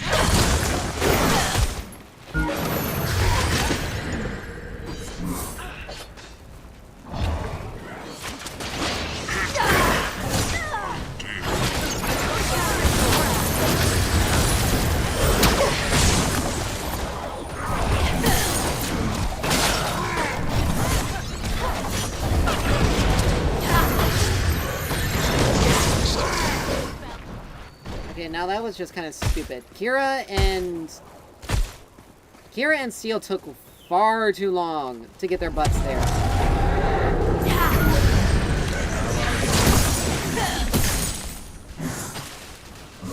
Like, that is strictly... That's strictly Kira and Steel that created that. Like, that was their fault. They took so long to rotate. enemy tower is under attack. Actually, I got plenty of mana I can work with.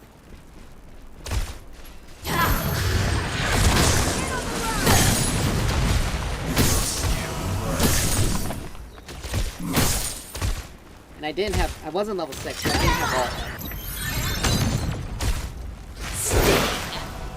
So it's not like I wasn't able to do anything to stop them. We will return. Alright.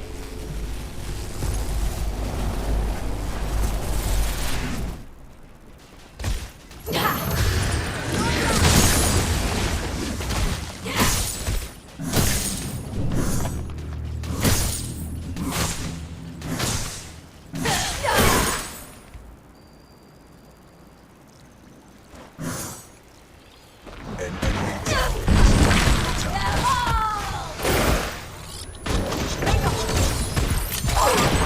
An ally has been slain. Well, that was unfortunate. Now,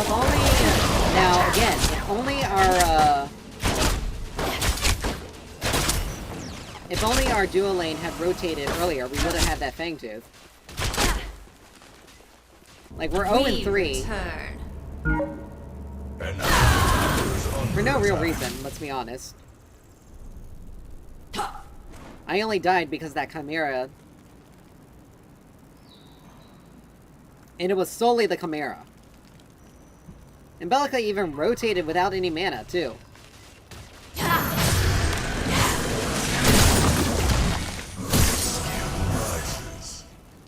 Like, you're not... She's not really impressing anything, really. An enemy tower is under attack. She's really more... kind of...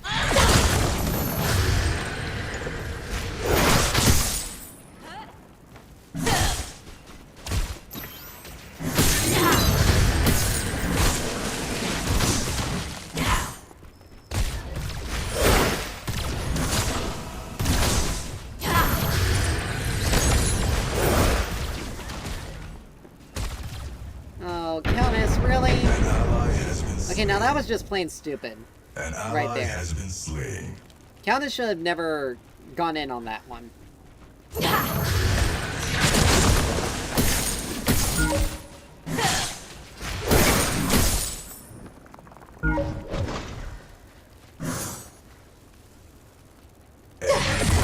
Is under attack. Let us plant the fly trap. But I got... But she hasn't even gotten the first crest upgrade, which is good. I'm not gonna worry about building... I'll do Wraith Leggings, then Dreambinder. Keep them from getting away, then I may do... then Noxia.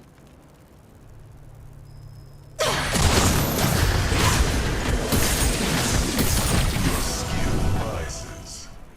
Let's see... Might as well do Harvest Nettles.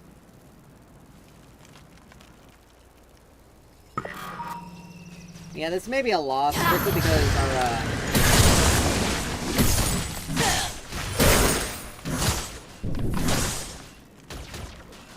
strictly because our jungler is just kind of really screwed up.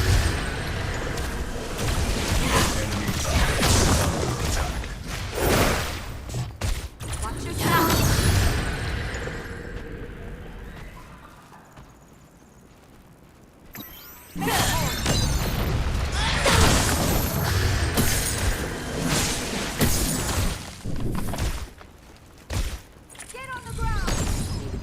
Conservative with my mana. An enemy has been slain. But they finally did something. An enemy has been executed. An ally tower is under attack. An enemy has been slain.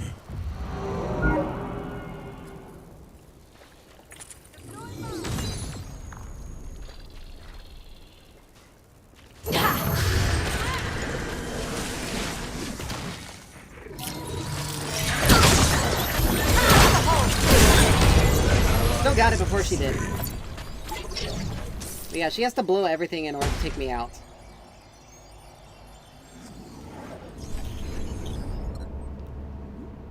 But yeah, I'm getting absolutely no help though. Countess isn't doing anything. They're gonna get collapsed on again. Okay, at this point in time, Countess is really Ally doing. tower is under attack. She's just feeding.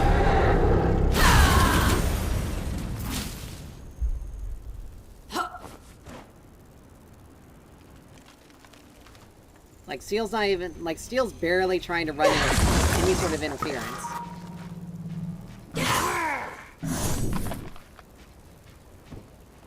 Like, our jungler is just useless. She's just bad.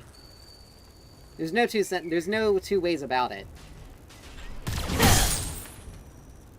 An ally tower is under attack. An ally tower has been destroyed. Like, there's legitimately no two ways about it. She's just bad.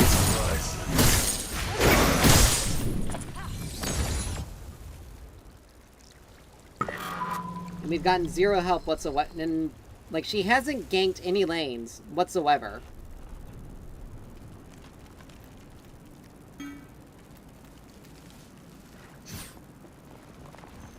Like, again, the only reason why this Bellica has gotten anything is mainly because of the Chimera and because other people are making stupid mistakes.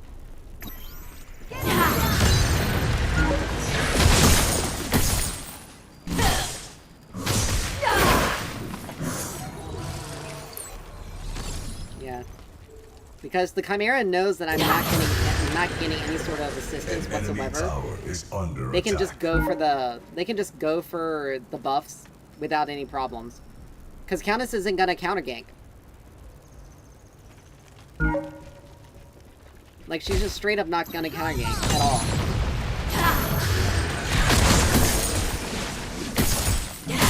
But that's fine. If he wants to turn this into a shove match, I can push it. We can turn it into a shoving match. An ally tower is under attack. resources. But yeah, she wouldn't be nearly this far ahead if we actually had a jungler, more or less. Because every single time I've died, it's been due to the enemy jungler, more than anything else.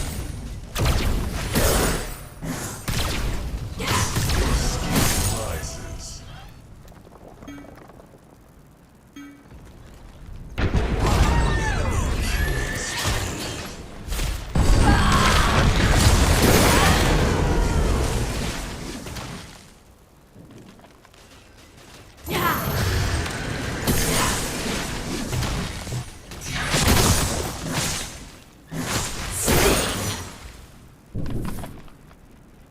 I gotta even my lane out. An allied tower is under attack.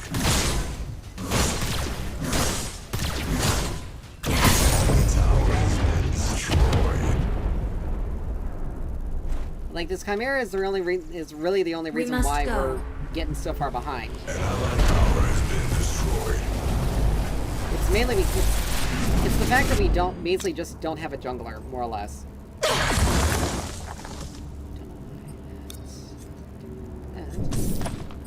Alright, let's get Dreambinder so I have a better chance of landing Noxia. Landing things when I get Noxia. Like, she built Noxia straight up. She's trying to go for the 1-2 punch. As well.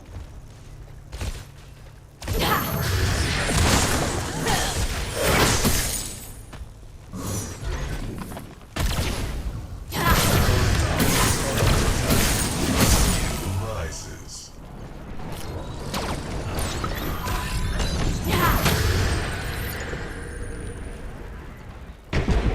An ally has been slain.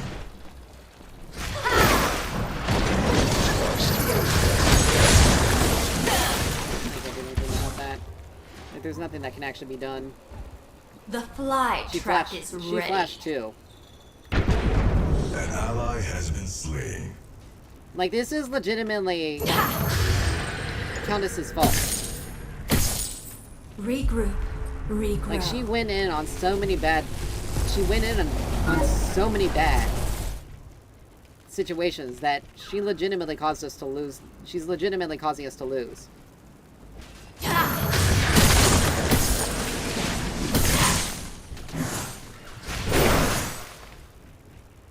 An allied tower is under attack. Like, she's going right in. She's trying to go right in. Like, she's not nearly as strong as she needs to be in order to be able to contend with these guys. Like, she's level 8. Tower has been destroyed. Bellica is literally 4 levels on her.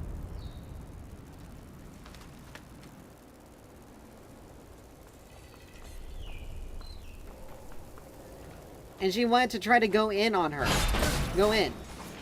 Like, she is...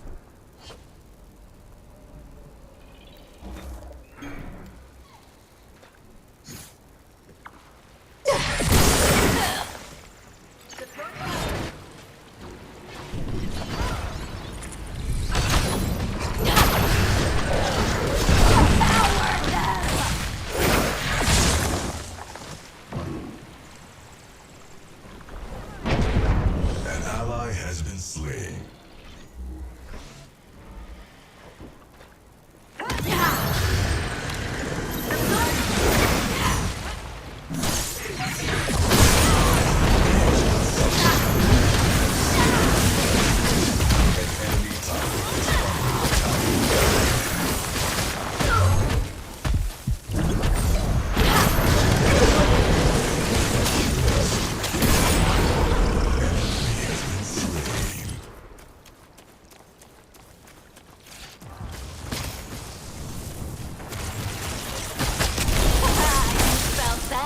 Okay, Argus has no turret to hide under. She can literally just go in on him right here.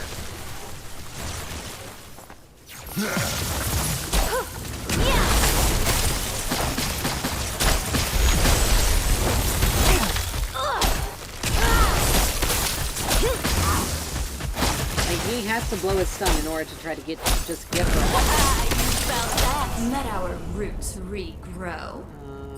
I mean, as much as I want Epoch, I have to go...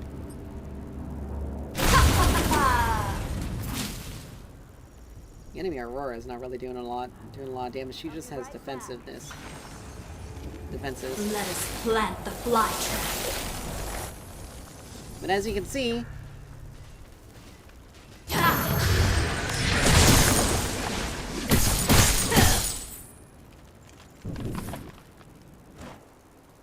An enemy tower is under attack.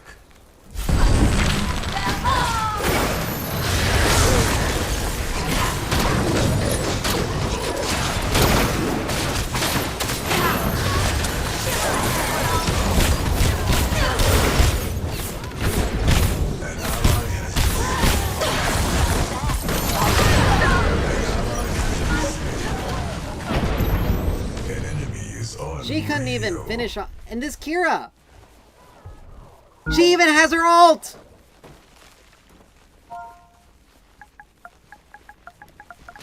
An allied tower is under attack. I'm gonna say anything, I can't. Because it's just... An allied tower has been destroyed. Well, like, she had ult! She legitimately had ult right there, and she did not use it. She was in the middle of literally every single one of them. Like, I don't know what this Kira is doing. There is much to do. But yeah, this Countess is literally just running it down, though.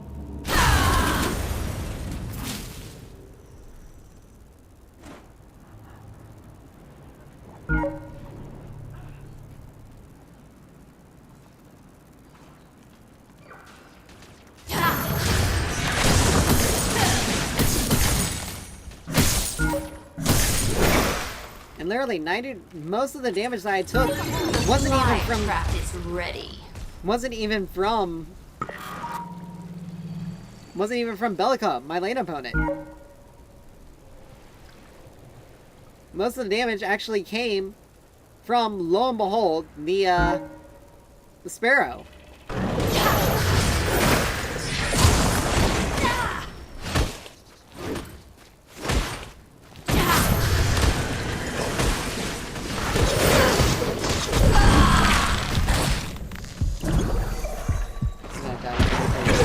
On top of me. Ally has been slain. And I have 0 health.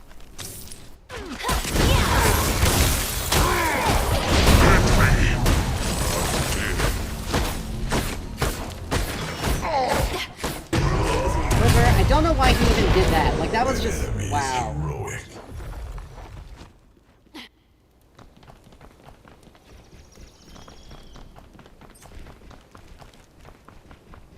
An allied tower is under attack.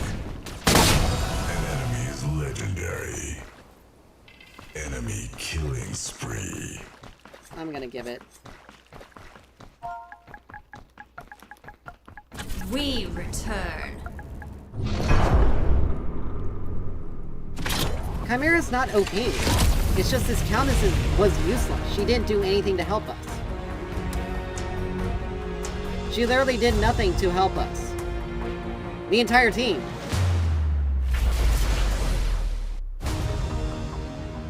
Like, she managed to get 1 kill and 1 assist out of 6 deaths.